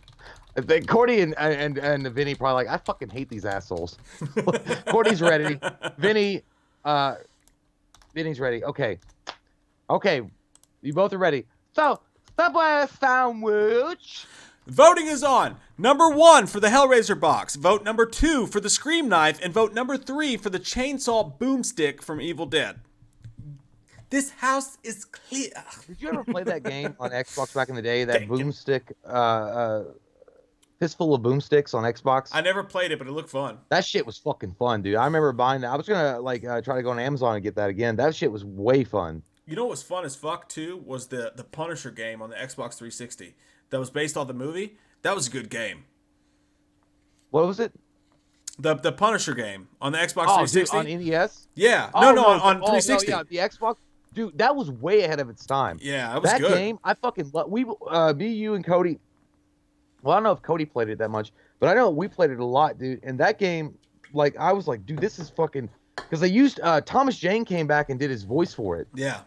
For the character, and dude, it was fucking deep. Like, it was in depth. That was fun as shit. I thought he was on the old NES game. Ben Phelps says the box is not a weapon. I feel like it is. I mean, yeah, like I think it is, because it is a weapon, because once you open it, it becomes a weapon. It becomes a tool to damn yourself into hell. Like it brings you into hell. So it's a weapon. And the chains come from it at some point, I believe. And not to mention the fact that Kirsty used it in Hellseeker. She used it to fucking open the goddamn thing. Yeah. And in Hellraiser 1, actually, she opened it and stabbed all of them and to send them back to hell. So it is a weapon. Yeah. By the way, anybody who's voting, don't vote twice or you'll get thrown out of this motherfucker. Shane Colin McCormick knows what we're talking. He said the Punch for Xbox was dope. It was. I really wish they would fucking remake it. Shane Sukulaski says Carol Baskins, LMS. That goddamn Carol Baskins. I'm paying her $3 bill, and I can tell you that Carol Baskins is a piece of shit. Well, if she like Jim and John, she definitely a piece of poopy. I'm broke as fuck, and I don't mind saying it. You know, nobody blaming you about it. I saw a tiger, and the tiger saw man. Yeah, I think didn't he write to Donald Trump to let him out of prison? I think he did. I think he like wrote to Donald Trump to like let him out of prison. All right, stop voting so the guys can count. I'm gonna grab me a drink. I'll be back in 2 seconds. Two shakes of William's tail. Okay. Damn, Vice City is very good. Yeah, Vice City is good. Hey, Shadows, thank you so much. She says, hey, guys, at work, so can't say. Just wanted to drop by and send love and support. Love all of you. We love you. Thank you so much. Hope your shift goes well and there's no assholes there. That's all we can hope for. Low-key Libra says, am I the only one who played the Punisher on PS2? Lol. I didn't know it was on PS2. Was it different from the Xbox version? I don't. They might have been the same game. I don't know. It's a fun game. Punisher had a good soundtrack too. They had Smile and Be Soul in there. They had Seed. Dude, I swear to God, it's weird. Me and Mike get into debates all the time with people about like Thomas Jane being the Punisher. I liked him. I thought he was fucking great, dude. I think Thomas Jane was one of the best Punishers they ever had. Actually, I talked to my brother not long ago, and Cody, his favorite Punisher, honestly, his favorite, is not acting wise, but just like intimidation wise, is the dude from Warzone. He did good, but he didn't have any fucking lines. Yeah, he said three words. Well, even when he fucking spoke, he had a fucking accent. Like he couldn't get rid of the accent. Yeah. But he was like, well, you know that the comedian Patton, what's his fucking name?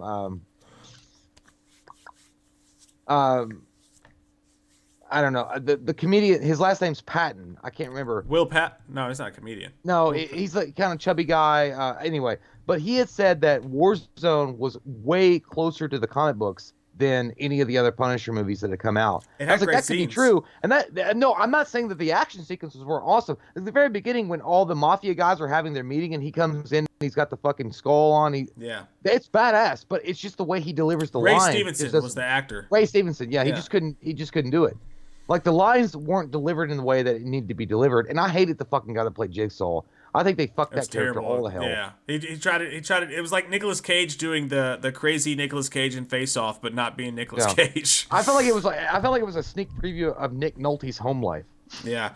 Ben Phelps says Bernthal's the best Punisher so far in his opinion. I mean, if you guys have seen Thomas Jane and Dirty Laundry when they made it R-rated and nasty and gnarly, Thomas Jane's my favorite Punisher, and I'm not a Bernthal fan. There's just something about him that just rubs me the wrong way, but he really did do a great job. By the way, thank you so much, Aunt Avalano. He says Oswald Patton.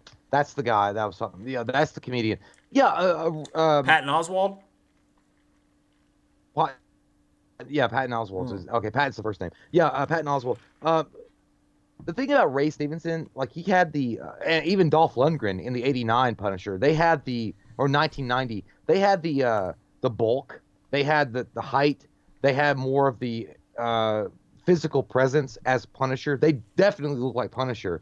Yeah. But obviously, I think Tom Shane's a better actor, and I think he delivered the lines. And you also like connected to him on an emotional level. I don't know. I feel like if he had been given like a rated R version like he did with Dirty Laundry, I feel like that movie would have been like it would have been the Blade of the Marvel universe. Yeah, and like Derek said, what the fuck you mean you're not a Bernthal fan? It's nothing against John Bernthal. Like, he's a great actor, but the first introduction I had to John Bernthal was him sleeping with Rick's wife in The Walking Dead. And for some reason, I've always just looked at him as a guy who fucks people's wives, and I fucking hate people like that. So Courtney's got the sexuals. He's got the sexuals. Okay, so Courtney says, option 1. Oh, dude, this is fucking close. Well, the last one's not. Option 1, 45. Option 2, 46. What? By one motherfucking The Scream vote. Knife beat Hellraiser? By one motherfucking vote. Oh my and God. Option 3 had 19. Wow. I know. I can't believe it. That's wow. insane, dude. Oh my That's God. insane. Wow. By one goddamn vote. Shocking. So I number just 5. lost all my ass on a fucking Vegas vote, and I go underground now because I borrowed way too much money from the casino. Wow, dude, I cannot fucking believe it. That is insane. No, holy shit! I can't believe it. Well done, guys. Thank you guys so much for counting these votes. They're even harder when we're doing the 3-ways. You guys rock the fucking Courtney shit. and Penny are fucking like champions, dude. They're like goddamn Congressional Medal of Honor winners right here. And that means that we have our top 7 so far. Wow, I'm so shocked. I'm so shocked. Like, dude, it's by one fucking vote. And by the way, again, I want you guys to know that are watching this playback, if you guys are out there, it's not. We let everybody vote. Like, everybody had a chance to come in here and vote. The Le Merchant box got beat out by the Scream Knife by one vote. Wow. So if you guys, I don't hate it, but I'm surprised. Like, there's no. I agree. I feel personally I would have put the box 4 and 5, but that's mine. Wow. But this is your guys' show right now. So, but at the same time, don't get mad. Like, come and fucking vote. Wow. somebody else was like, I'm gonna be a troll. Watch this. Vote. That's cool though, man. Like, I'm glad you guys are doing your thing. Wow. So, what that means is we got 3 spots left, man. I gotta go take a tinkle before we get to the last. All right. Do it, Steven. Hold on, I'm doing it. I'm shocked. All right, I'll be right back. I'm shocked. I'm gonna stay shocked. I'm woke and shocked. So, guys, that means we have 3 spots left, and here are the options we have for those 3 spots. We have the Necronomicon. We have the ball from Phantasm. We have the axe from The Shining. We have the car from Christine. We have the cotton candy from Killer Clowns from Outer Space. We have the VHS tapes from The Ring, the Shamrock Mask from Halloween 3, the American Psycho axe, and Candyman's hook. I don't know about you guys, but I feel really strongly that Candyman's hook would be my next pick. Mercurio80, thank you, says, I actually liked Punisher Warzone over the Thomas Jane one. I understand that, too. My wife and I saw that in the theater. I'll never forget that day because we went to a shitty Chinese buffet afterwards, and I had the shits for like 2 weeks. It was a good date night, though. You go see Punisher Warzone at like the Dollar Theater, and then you go to a Chinese buffet. You get out of that bitch for like $34.99 total, movie plus the fucking buffet. You end up with the shits and sort of a shitty movie, but it's a good date night. It's solid. Solid date night. Someone said Ninja Vanish. Brandon, that's funny as fuck. Leonardo Garza said, do it sexy. Do it slow. Do it sexy. Oh, man. Very interesting what's going to happen next. I think Jay and I have to cut some of these off before we go into the final 3. I think we got to take a couple off the list entirely. Jay. Nice butt. The turd from Out Cold. How badass is Out Cold? That's a great fucking movie. Dude, Jay, I can't hear you. Okay. Can you hear me? I can hear you now. Yeah. Garrett Veal said... Like I feel like Brad Pitt and the Seven after that vote. Like, have you ever seen anything like this? Garrett Veal said, Mike, did that girl's boyfriend have an accident yet? I don't expect you to remember, LOL. I don't know what that means. I feel like I should know what that means, but I can't think of it. A girl's boyfriend? That girl's boyfriend have an accident yet? I should know. God damn it, that's gonna bother me forever. All right. Yeah, that sounds dark. Jay, though, we're in a pickle, dude. I know. I'm gonna take a PB break next, but we're in a fucking pickle, dude. We got 3 spots left, and so far what we have left for those 3 spots are the Necronomicon, the ball from Phantasm, the axe from The Shining, the car from Christine, the cotton candy from Killer Clowns to Outer Space, the VHS tapes from The Ring, the Shamrock Mask from X3, the American Psycho axe, and Candyman's hook. My vote for the next vote, by the way, is definitely Candyman's hook. For number 8. Yeah, I don't know what. Fuck. You know, honestly, dude, I would go with Candyman Hook. Like, but then again, I almost think the Phantasm Ball. Yeah, that's a good. I think those are 2 good ones. Andrew Contreras, thank you, says, "What about Billy's candy cane and Black Christmas or nah?" I just don't think it was used enough. I think the candy cane plus Black Christmas is pretty iconic. I just don't think it was used enough. Intel Wild, thank you, says, Mike, please tell Jay he's got a small unit. Apparently you have an unpleased sexual customer. Well, I'm sorry, I did my best. I mean, that was what you paid for. I mean, I didn't. I'm sorry that you got the subscription from Reader's Digest for me to come to your house. When he's throwing it into that ocean you call a vagina, what do you expect it to feel like? It's like throwing a fucking wiener down a hallway. Hot dog down a hallway. All right, I'll be right back. Yeah. All right. Mercurio says, 80 says, Jay, you're the man, and Mike, you cool too. Thanks. I mean, you don't have to put us in a competition against each other, but that's cool too, bro. Fuck you. me and Mike are together for always. We're like the Road Warriors. By the way, speaking of which, it just got released on YouTube, so it's free if you guys want to check it out. Even if you're not wrestling fans necessarily, but you should watch The Dark Side of the Ring, The Road Warriors. It was fucking incredibly good. It was really well done. It's emotional, and it's kind of, it is entertaining, but it's eye-opening, like to see what those guys went through and stuff. It's really cool. J Mitch 1234 says, cut H3 mask. That's possible. That could happen. I mean, I don't know if I see it necessarily going to top 10, but Bradley, I'm sorry, man. Villanacci, Jay, do you think we should see the Punisher in the MCU at some point? Yeah, I think it'd be cool. But here's the thing. Here's the problem with MCU personally, and how I feel about it. With Disney controlling all aspects of the MCU, they want to make sure that they have a kid-friendly type of approach with all the characters they have.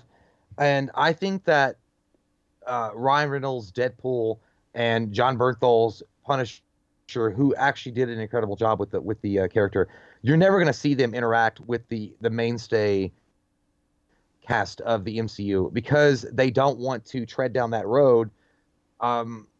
And they also have access to great characters also, like, as Ghost Rider and Blade, who are, in my opinion, those 4 characters for sure are rated R characters. I would love to see the Punisher in those movies, but I would want to see it in a way that is actually true to the character. If you're just going to dummy him down and make him some fucking stupid shit and he's all PG-13 about everything, I would rather not. I'd rather, like, honestly, my thoughts on those, like, R-rated type of characters that Marvel has access to is to allow Netflix, which they've pulled the contract with them, or at least to create like an MCU dark or MCU black label or something, and have a Spirit of Vengeance, where they team them up. Like, I remember Spirit of Vengeance back in the day where it was like Wolverine, the Punisher, Johnny Blaze, which was Ghost Rider, and somebody else. Wolverine, Ghost Rider, Punisher, and I can't remember the last guy. But I would rather see that and let them, interacting with the MCU. They'll never allow it, and that's why I think that there's a lot of confusion going on with Deadpool and Ryan Reynolds, or as far as Deadpool 3 goes. But Brandon Horror Fan 13. Jay, your favorite superhero? That's a toughie. There's so many good ones to choose from. I don't know what to do.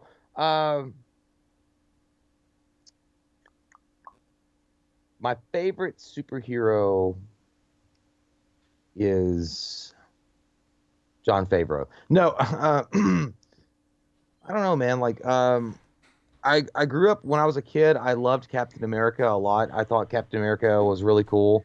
I thought, I liked the idea that he was almost uncorruptible. Like he stayed the course no matter what. Um, but I guess I always liked Cyclops from X-Men too. I thought like he was an asshole, like he was a prick, and nobody got him, and they didn't understand him. But he was always doing it for the right reasons, and he was trying to get the team together. Like, listen, motherfuckers, I can get us there if you listen to what I'm saying. We can be the volleyball champions. But obviously, nobody wants to practice. I always felt like he came off as very um, condescending and precocious and pretentious, but he had good reasons behind it. But Batman's awesome too. Shy Day Garcia, Jay, can you say bye to me as Dr. Holmes? Goodbye, Shy Day. Goodbye. Have a good night, and don't stay shy your entire life. Go out and do something, okay? Go out and wave at cars, or get into a field where you're a customer service representative or something. Where you say, "Hey, you want to buy my product?" If they say no, say, "Go fuck yourself." Anyway, goodbye, Shy Day Garcia. All right. All right. I don't know which one of these you got to or not. Courtney Reed said, I got to. Well, you could. Courtney Reed said, Derek B, I'll see you in Lexington at Fall Brawl. No, I did not. I'll see you in the Octagon. I can't wait to watch that fucking Monday Nitro. Oh, that's a pay-per-view. Place your bets. We'll see you at Scarefest if it doesn't get canceled. David Rael, thanks, man. He says, you guys should wear the pins so you don't have to take so many pee breaks. Yeah, dude, listen. I'm sitting on a shitty fucking chair that is constantly touching my taint and pushing the goddamn liquid to my wiener hole. I can't help it, okay? Mr. Sinister, you're so wrong. Kurt did not kill himself. Courtney Love killed Kurt Cobain. Deal with it. Live with it. It's a fact. Well, they've done multiple documentaries, but I'm actually surprised they've never done something like really, really, really super in-depth. I guess they're afraid of lawsuits. There's a couple of documentaries about it with Tom Grant, but yeah, dude, I totally think. I was telling my kid that the other night. I was like, his wife totally killed him. Yeah, dude. I if she didn't actually pull the trigger on him, she encouraged him to do it. Like, I don't think that she wasn't like, she's like, yeah, you should totally do it. Here, by the way, sign this paper so I can inherit all your shit. Dude, I think we got to cut some off this list. I think you and I are gonna have to make some cuts. Yeah, that actually somebody did bring that up. I was thinking right away, and before they even said it, actually, the Halloween masks. What? Mm-hmm. Oh, the H3 masks. Yeah, the H3 I agree. masks. I don't think that they have what it takes to make the top 10. I'm gonna nominate that we cut the Christine car. I don't think it has what it makes to make the top 10. Yeah, we'll cut that one too. Okay. I think that the ball from Phantasm should stay. I know you think the Necronomicon should stay. I think the axe from The Shining should stay. We both, I think the cotton candy should stay. The Candyman's hook should stay. American Psycho's axe. I gotta throw it away just because we already got the Shining axe. Yeah. Like, you're not gonna think of Christian Bale and the perfect white paper of his calling card. Yeah. If you see an axe. I think you're right, man. I think like you're even pushing it with Jack Nicholson as the axe. I hate to do it, but yeah, the axe is just an overused thing. It's not American Psycho's fault. And he also used fault. the chainsaw in that fucking movie. Yeah, it's not the axe's fault, but you're right. So that we got 3 spots left, and we have 6 openings left. I think we should cut one more, dude. Do you think the VHS tapes from The Ring, as cool as they are, do you think they have any chance against the Ball and the Axe from The Shining and Candyman's Hook and the Necronomicon? Probably not. I would say cut it. I hate to say it, but I think you're right. But it is a weapon. Yeah. I mean, because you can use it to fucking get people killed. Because they did that in the Rings movie. But I think you're right. That leaves us 3 spots really quick, and 5 options. Kevin Williams, by the way, thank you so much. He says, you think Courtney Love killed Jeffrey Epstein? Probably. I wouldn't be surprised. She's dirty and nasty, and she's involved in all sorts of skankerous. So, dude, just look at how fucking emotional and into it Kurt Cobain was when he sang, "Where'd you sleep last night?" Me. I think he knew that it was coming. Well, here's the thing. I don't want to get into I don't want to get like fucking sued or something, but I always felt like because you never know. Like that bitch is prowling around like a fucking Nightmare on Elm Street. You don't know what she's gonna do. But I would say, like, here's the thing. He was doing fine, and he was doing, but he already suffered from depression and substance abuse. I feel like it was really like an easy situation for her to take advantage of. Yeah. And the fact there's a lot of weird things that go on with his death that I feel like, I mean, you gotta at least investigate it. You got, like, I don't know why she wasn't pulled into fucking court and fucking, like, interview. I know she was, but not like the way that she should have been. I'm just saying. Right. Either way. There's a million things, dude. The shotgun, if he had shot himself with the shotgun, the shell would have popped down on this side of the room, but they found it on this side of the room. Courtney Love's bass player from Hole died of almost the exact same lethal overdose of heroin that Kurt Cobain did just a few months prior. And someone mentioned Skilliam Shatner said Kurt took an overdose about a month before he shot himself. What more reason, if you're Courtney Love, would you look at and be like, okay, people will believe this? Well, and I'm not going to say that we didn't know Kurt Cobain or anything like that, but I mean, he had a kid. I mean, his kid was already born. And like, I think that he was probably trying to rethink his life at that point. He was trying to do something different. And I feel like he probably got fucked up. He got really fucked up one night and he was like playing with the gun or something. And if she was there, she probably, like, I strongly believe that she encouraged him to go ahead and do it. Well, no, like, I mean, there was a suicide letter, but they couldn't really pin it down to his handwriting. There's a lot. I know, because I feel what happened was that she was in the goddamn apartment with him, and she was encouraging him to do it. She's like, "Baby, people will remember your music." It's known that she wasn't there. Like, she was somewhere else. I don't know, or she had talked to him at some point and encouraged him to go ahead and end his life. I'm just saying, I don't think that she actually pulled a trigger on him. I think she had him killed. Well, either she had him killed or she encouraged him to kill himself. Anyways, we've lost the plot. Yeah, we're gonna do Bleach next. Long live Kurt Cobain. That's all I have to say. Buffalo Sapskis, before we get to the final vote, says, Dr. Loomis, I'm about to take my Thorazine, Valium, hydroxyzine, and Trazodone and hit the sack. Wake me up at 5 p.m., goddammit. I'm not gonna wake you up at all. If you wake up or you don't, I'm not your goddamn landlady. I'm not your butler. My name's not Mr. Belvedere. It's Dr. Loomis. Get your ass up on your own. By the way, Courtney said he was ready. Okay. All right. So we got to... I don't know what to do. We got 3 spots left, and we got 5 movies left. Jay, we got to cut it down. Here's what we got to do. It's just the way it is. You and I have to cut this down to 3, and then we have to have a 3-way vote to finish it off. Mm-hmm. We got to cut it down to 3. Jay, what is your vote to cut? You want to cut the Necronomicon, the ball from Phantasm, the axe from Shining, the cotton candy from Killer Clowns, or Candyman's Hook? What's your choice to cut? Oh, dude, I don't like that I'm in this position right now. I feel like I've been forced in this position, and I hate it. I gotta cut the cotton candy. Uh-huh. I gotta be honest. Like, that's iconic, but it's still fucking cotton candy. Given its competition as iconic status, like, you see it and you know. I think when people see cotton candy, they see fucking cotton candy. They think it's fun. I'm gonna agree, and we'll make that vote together. We'll take the heat together, my friend. We will cut out the cotton candy, as bad as it hurts us both to do so. Now we got to cut one more. What? We got to cut one more. Oh shit. We got to cut the Necronomicon, the ball from Phantasm, the axe from The Shining, or Candyman's Hook. Out of those, my choice to cut is the Necronomicon. I know you were going to say that. I knew you were going to. It's just not...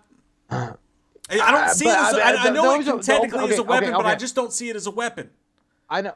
Well, it unleashes a goddamn screaming demon from the Banshee side of Ireland if you open it up and read from it. But I don't know. The axe... God damn, dude. I don't know if the axe... Okay, you know what? I'll go with you. No, go with the axe. I think there's a lot of people saying axe. I don't want to be the one that does it. Like, maybe we should take a vote. Because you went on my side. I feel like you went on my side on one. Now, but honestly, if it was up to me, I would cut the axe. I would cut the axe personally. Let's do a vote. Just to be fair, a lot of people agree with you. I don't want to fuck this vote up for anybody. So let's do a vote. Courtney and Vinny, if you're ready, do we cut the axe from The Shining or do we cut the Necronomicon? Wait till I give you the call sign. Nobody vote yet, but vote number 1 to cut the axe. Nobody vote yet. The Shining. Vote number 2 to cut the Necronomicon. And do not vote until I say, I'm going to bash your fucking brains in. No, you can't do that, because you're fucking, don't do that. Don't say bash your fucking brains in. Say Hamiyaka. Okay, Hamiyaka. Courtney and Vinny, are you guys ready? Do it. Courtney, I think Courtney's ready. I think they both are ready. They've been ready. All right, you guys are ready. They've been laying in wait. All right. Hamiyaka! Vote number 1 to cut the axe from The Shining. Vote number 2 to cut the Necronomicon from the list. Which one goes? Do you axe the axe or do you axe the Necronomicon? Number 1 or number 2? You know, and again, it's one of those things. It's really interesting to me is because when you see the Jack Nicholson axe, there's so many villains in horror that have used the axe to off somebody. Jason does it. Fucking Paul Bunyan on trees. I feel like it's one of those things. Like, it's really hard for me. Like, like as far as like the weapon itself being utilized in a way that has been in cinema so definitive. It's not really. It's hard, man. Like the axe. Like you said it earlier. Like the axe, I would probably think of Jason before I thought of fucking The Shining. I think of The Shining just because of the artwork that goes around it. But yeah, it's amazing, I would get that too. Axes make it hard, and they do. Buster! Hello, Click. How you doing? You also are fine, Woo. All right. I think we're getting to the point where we can stop voting. Courtney said Joe McKenzie can't vote. All right, don't count their votes. And Hyper Saiyan, you got to go, man. Sorry, you can't vote more than once. So don't count Hyper Saiyan's votes.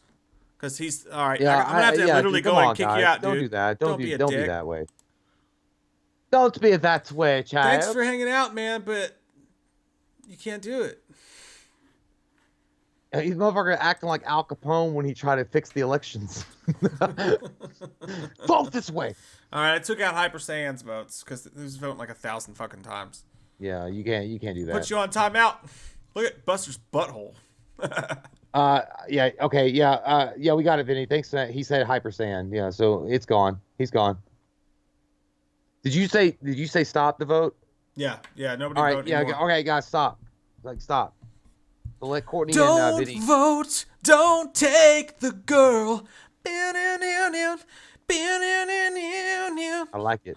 Johnny's 12 years old.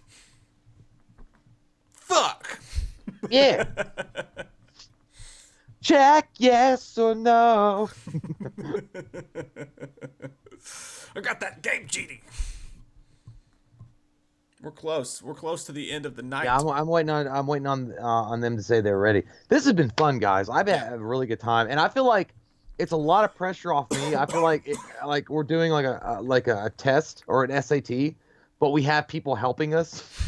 So if we fail or pass, it's on them. It's not on us. Because I saw some of the comments before on some of the videos that we've done in the past. Like, it's fucking rigged. Like, it's not. Like, it's all vote.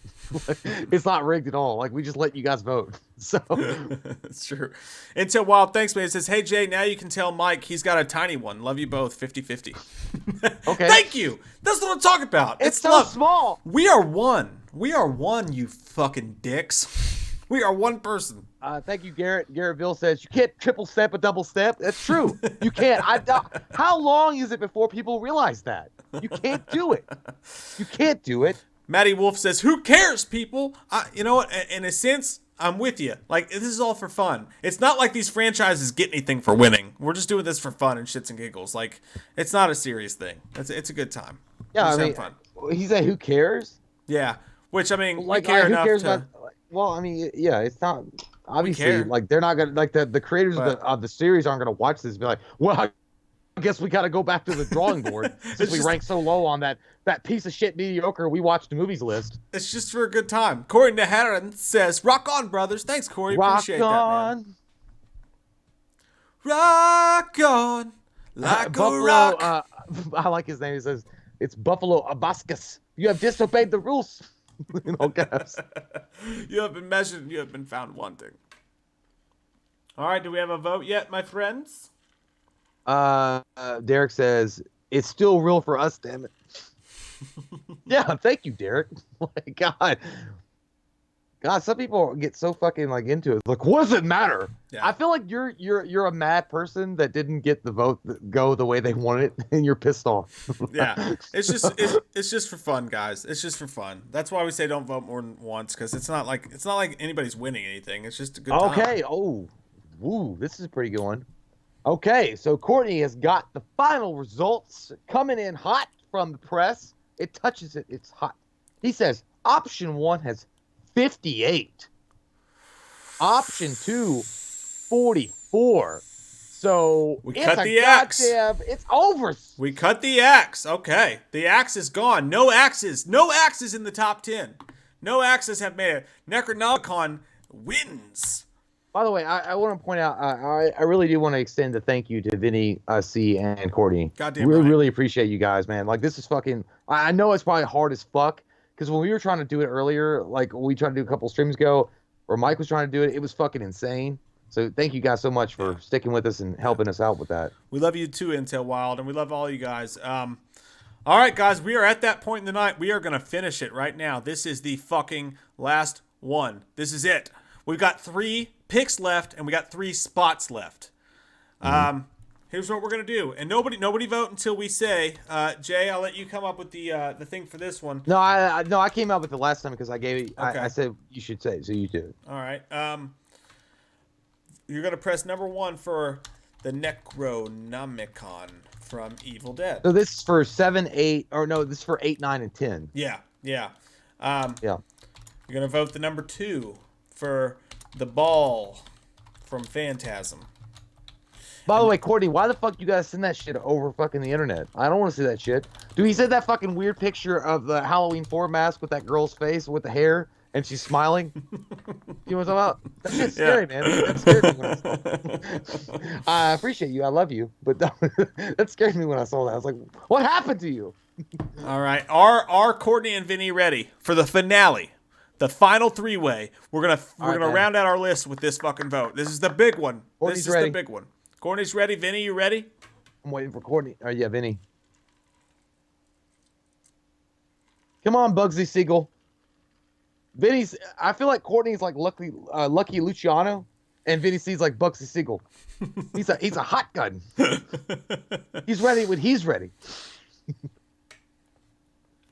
It's gonna be. This has been really fun. This has been fucking fun, man. I love these, man. Shit out. This has been really fun. I feel like it's a whole new layer to the channel. It's so cool to fucking include all of you guys. Like, fuck. They're both ready? Yep, they're both ready. All right. What I was gonna say was, it's just like, you know, like, dude, we run a fucking YouTube channel. Like, we're the exact same as everybody in this chat right now. Just dickheads with opinions. No, I'm not calling you guys dickheads. I'm calling us dickheads. We're assholes with opinions.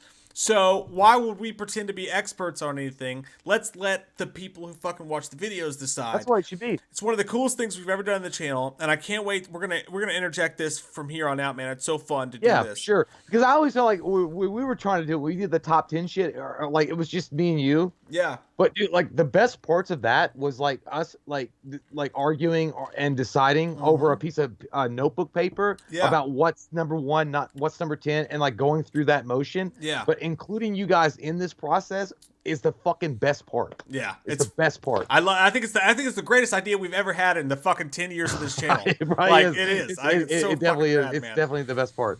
It's all so right, great. so they're ready. So here we go. All right, here we go. So you gotta come up with the saying. When I say, "You hit me with the phone, dick," you're gonna vote the number 1 for the Necronomicon. Now this is who wins, not who gets cut. This is who wins for the top 3 spots. When I say, "You hit me with the phone, dick," you're gonna vote number 1 for the Necronomicon. You're gonna vote number 2 for the Ball from Phantasm, and you're gonna vote number 3 for Candyman's Hook. And we will sort out the rest with that. So, that being said, if everyone's ready, Guadalupe, you fucking jumped the gun. There's a lot of people jumping the gun. Nobody vote yet. Nobody vote yet. starting now. You hit me with the phone, dick! Vote number 1 for the Necronomicon. Vote number 2 for the Ball from Phantasm. And vote number 3 for Candyman's Hook. What is the most iconic horror weapon of all time out of those 3? Go. I want to give a thank you so much, Ryan Gillard. He says honorable mention for Skynet. Yes, if Terminator was a horror movie, Get it, Buster? without a doubt, Skynet would be the fucking one of the top fucking villains. Grab that fucking blue thing from Buster and make him fight you for it, Jay. Do it. No, because he's strong. Take his might. He's strong. I don't want to. He's strong. He's strong. Intel Wild, thank you so much. They say yes. Let us in more. Let us in your soul. I get inside you. Now you're begging me to stay. Edema. What a wonderful band, and what a classic band they are. They hang around the industry. You ever wonder what happened to the like? I mean, you know the story of Creed with Scream. Like, they went away. But like, do you ever think like Edema? Like, what the fuck happened? Like, if you were part of Edema and you're like, oh shit, I had a great song, and then that shit just went away. You ever wonder what happened to them? Well, I think that it was funny because my daughter mentioned, she's like, someone said Static X on one of my YouTube videos the other day.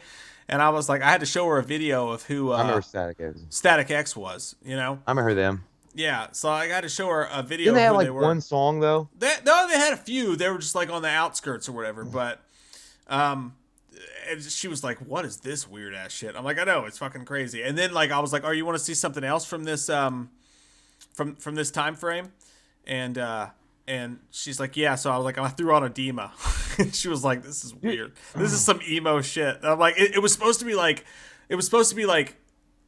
metalish, like post grunge, but like it did come off as emo. Well, you know, I feel like the biggest surprise band for me in that whole time frame, well, not like the biggest surprise band, but one of the bands I remember, like in the late '90s, I remember listening to Linkin Park came out, which is fucking crazy. They were awesome as fuck. Stop voting, everybody. And then remember that when Spider-Man? Well, that was 2000 with Josie Scott and Chad Kroeger. A hero can save us. Yeah. I remember watching that shit hero can save us. I'm not I give. remember watching that on fucking MTV. And I was like, that shit's fucking badass. I was like, they got the two ugliest rockers in history together singing songs. It's amazing. Isabel's here, everybody. Isabel Bratcool. How the fuck is it going, Isabel? Awesome human being, a super positive, amazing person that I'm happy as shit to know. I'm proud as shit to know. Thanks, Isabel. You're the shit. And Mizzy says Nickelback is shit. Nickelback is shit now, but I gotta say, Jay, and I know you agree with me on this, Buster, you get out that window, you son of a bitch. You look out that window and you tell him. He's like, I'm gonna whack that motherfucking cat. Nickelback had some good songs early on, like their first two albums. Good songs. Yeah, Sunny Side Up. And Sunny Side was Up. it? No, I don't think it was Sunny Side Up. Silver Dollar Pancakes. What was that shit called? I don't remember the song. I don't remember the album's name. This is the first. Like I thought Rockstar was a good song. It was weird. Nickelback. I never understood. Like I really didn't. I don't really get the hate that they got. Like it got like weird. It got weirdly hate. But dude, I'm like, yeah, you know, here's the thing though. They could perform live and you could tell that they practiced together, but it's like you guys hated them for no fucking reason. Shane said, look at this photograph. Every time it makes me laugh. No, like, okay, so the song Hero was good, swaggerific. And also, I thought that Rockstar was a good song. I like that song. The thing that ruins that song, and I feel like this is Nickelback in a nutshell, was the fact that they had the backup singer going, "I'll have a quesadilla." I don't remember that. The background vocals on that shit was so corny and fucking stupid. Like and then they turned into like a strip club band. They're like, "She's gonna show her titties, and we're gonna drink fucking Cristal." I'm like, that's not. I feel like when they were like on point though about like you know in the I guess second album when he was talking about his father, like that shit was fucking on point. Like when he was talking about like, you know, I can't remember the name of that song, at Bottom all. of a Bottle was good too. Yeah, that was good too. But I feel like they had opportunity to be like a really. But it's so weird to see the hatred that came out of nowhere against them. I'm like, Well, they're actually, but they were their actually music good got live. bad. They're actually good live though. You could tell that they practiced their shit. Sure, It's like Disturbed. anybody who's been a band that long and is that big is gonna be great live. But Yeah, I but just you think can that see like their bigger music bands though sucks that don't know how to fucking play together, like next to goddamn anything. They have to have, their shit's all piped in. They can't fucking play. Not with rock bands though. I mean, rock bands they know how to play their shit. There's been some really shitty live. Like I remember the Pop worst bands, thing I've. maybe. Well, no, it's not the worst thing I've ever seen, but I remember I watched Linkin Park one time live on MTV or something, and I felt so bad for that Chester guy. No, because dude, he could not hit his. He couldn't get the more gravelly. He can sing, but his shit would not carry. Like he could not get the fucking thing. I don't know, I've seen him do some gnarly fucking screams live. No, but it back was in the a day. live performance, and like he would. He sounded like a choir boy because he couldn't get his sound gravelly. Like he couldn't get there, and it's like, okay, well, how much was that studio, and how much is that you, Chester? But he could scream. No, he had it. he could scream when he wanted to, but at whatever reason, when I was watching that show, he could not get it out. It was, I think it was in the end. Yeah, well, I mean, dude, Blink-182 is my favorite band of all time, and like I've seen them do some live performances that are just straight dog shit. Especially Tom with his like, "Where are you? And I'm so sorry." Like it's terrible. Okay, so by the way, so Courtney's got the fucking results. Okay. And he sent a fucking sexual he sent a sexual Candyman gif of fucking like lightning flashing on his face. So option 1 has 33. Option 2 has 20. Oh, wow. And option 3 has 49. That Woo! I can live with. So Woo! that's the official vote then. Number 8 on our list goes to number 8 will go to a strong showing for Candyman's Hook. I totally agree with that vote. I think number 8 sexual. Candyman's It's sexual. Hook. You can't get rid of it. It's too good. Candyman's Hook. That makes number 9. As much as I've disagreed with you all night, you son of a bitch. You son of a bitch, Stephen. Number 9 is the Necronomicon from the Evil Dead I love series. it, dude. I love it. Thank you, guys. I like the set. And then final, our number 10 most iconic horror weapon of all time goes to the ball from Phantasm. And that's fair. Now, here's the thing. While I do agree, and I love you guys, by the way. Thank you guys so much for voting and sticking with us and being so interactive with us. While I do agree, I like where we've been. I like what we've done. But at the same time, the ball for Phantasm, to me, I would have probably put it somewhere different on the list. Because if you see that particular silver ball and it's got the little hooks that come out and whatever, it's noticeably from one particular movie. Yeah. But then again, the Necronomicon is unique and it's different and it's something you've never seen before. I've never seen the Necronomicon before, and when I see that kind of book, it's kind of fucking you know exactly what you're getting. As much as I fought against it, man, I think that Rock Music Forever. I like the Killers. I think they have like 4 or 5 really good songs. But no, I think that overall, having the Necronomicon on the list, I dig it. Like now that it's over with, I dig it. Like so. Yeah, and by the way, shout out to Vinny. He says, I like this list. It's pretty damn good. Well, Vinny, you're in the trenches with Courtney, so I hope you guys are running for the hills right now. And if you get caught, we have no knowledge of you. You poor bastard. We have no knowledge. But yeah, Vinny, I agree. I agree with what you said too. The Necronomicon being in it, you normally would never think that. You know what I mean? Like you would never think that as a horror weapon or something that's iconic with a series in a top 10. So when you see it on a list, you're like, oh, that makes fucking total sense. Yeah. It's not listed high enough to where it's ridiculous. It's not like 4 or 5 or something like that. It's listed, I think, appropriately. Yeah. So when looking at the list, man, I'm shocked about these things. I think Freddy's Glove being number 1 makes total sense. Not a shock at all. Leatherface's Chainsaw That makes sense. Jason's machete makes sense. Michael's knife, I really am shocked it came in at number 4. I thought it would have been higher.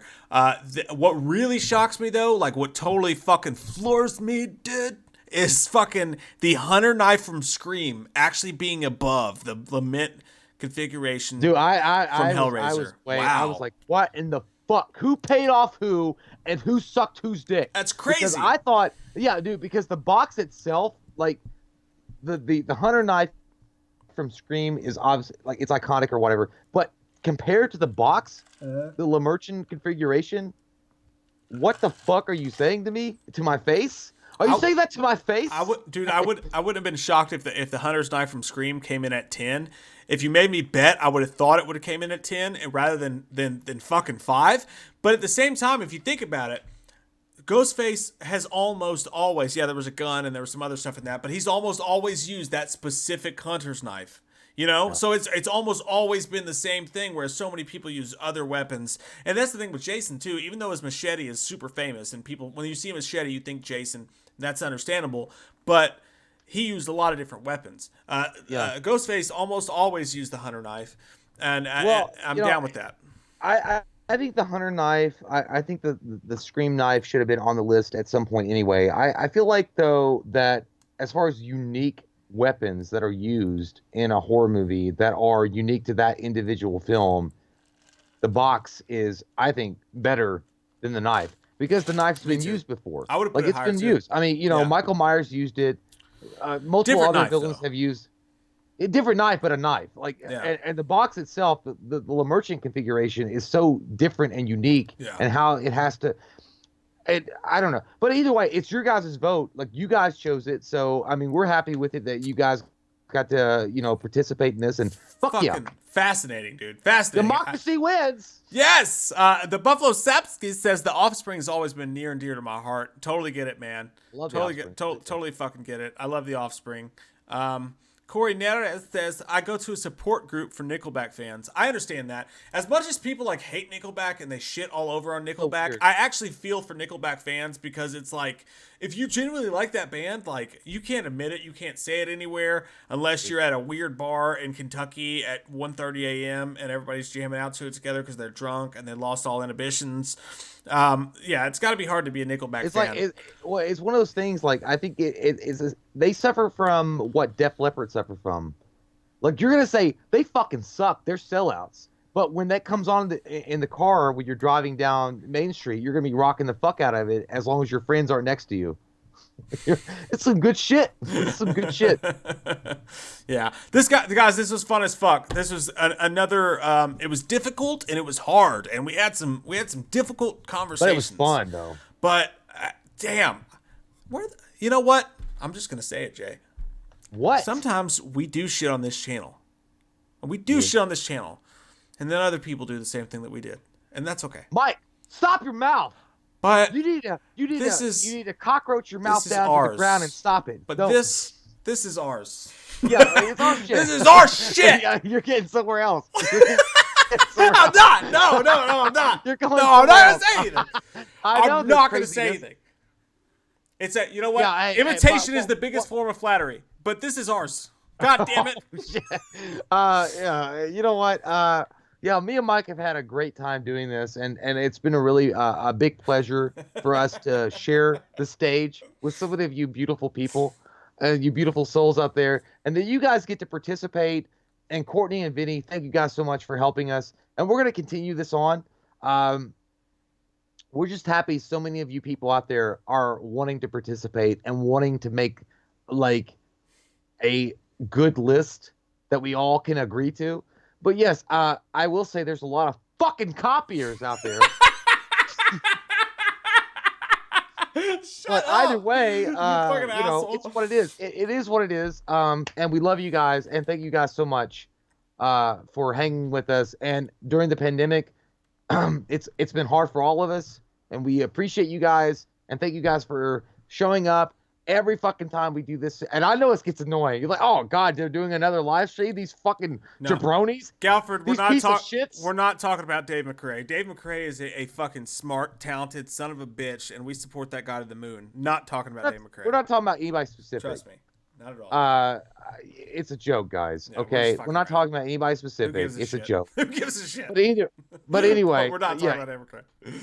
and we love, obviously Dave is great. You know, and there's a lot of good horror channels out there in the YouTube community that are really trying hard to give you good content.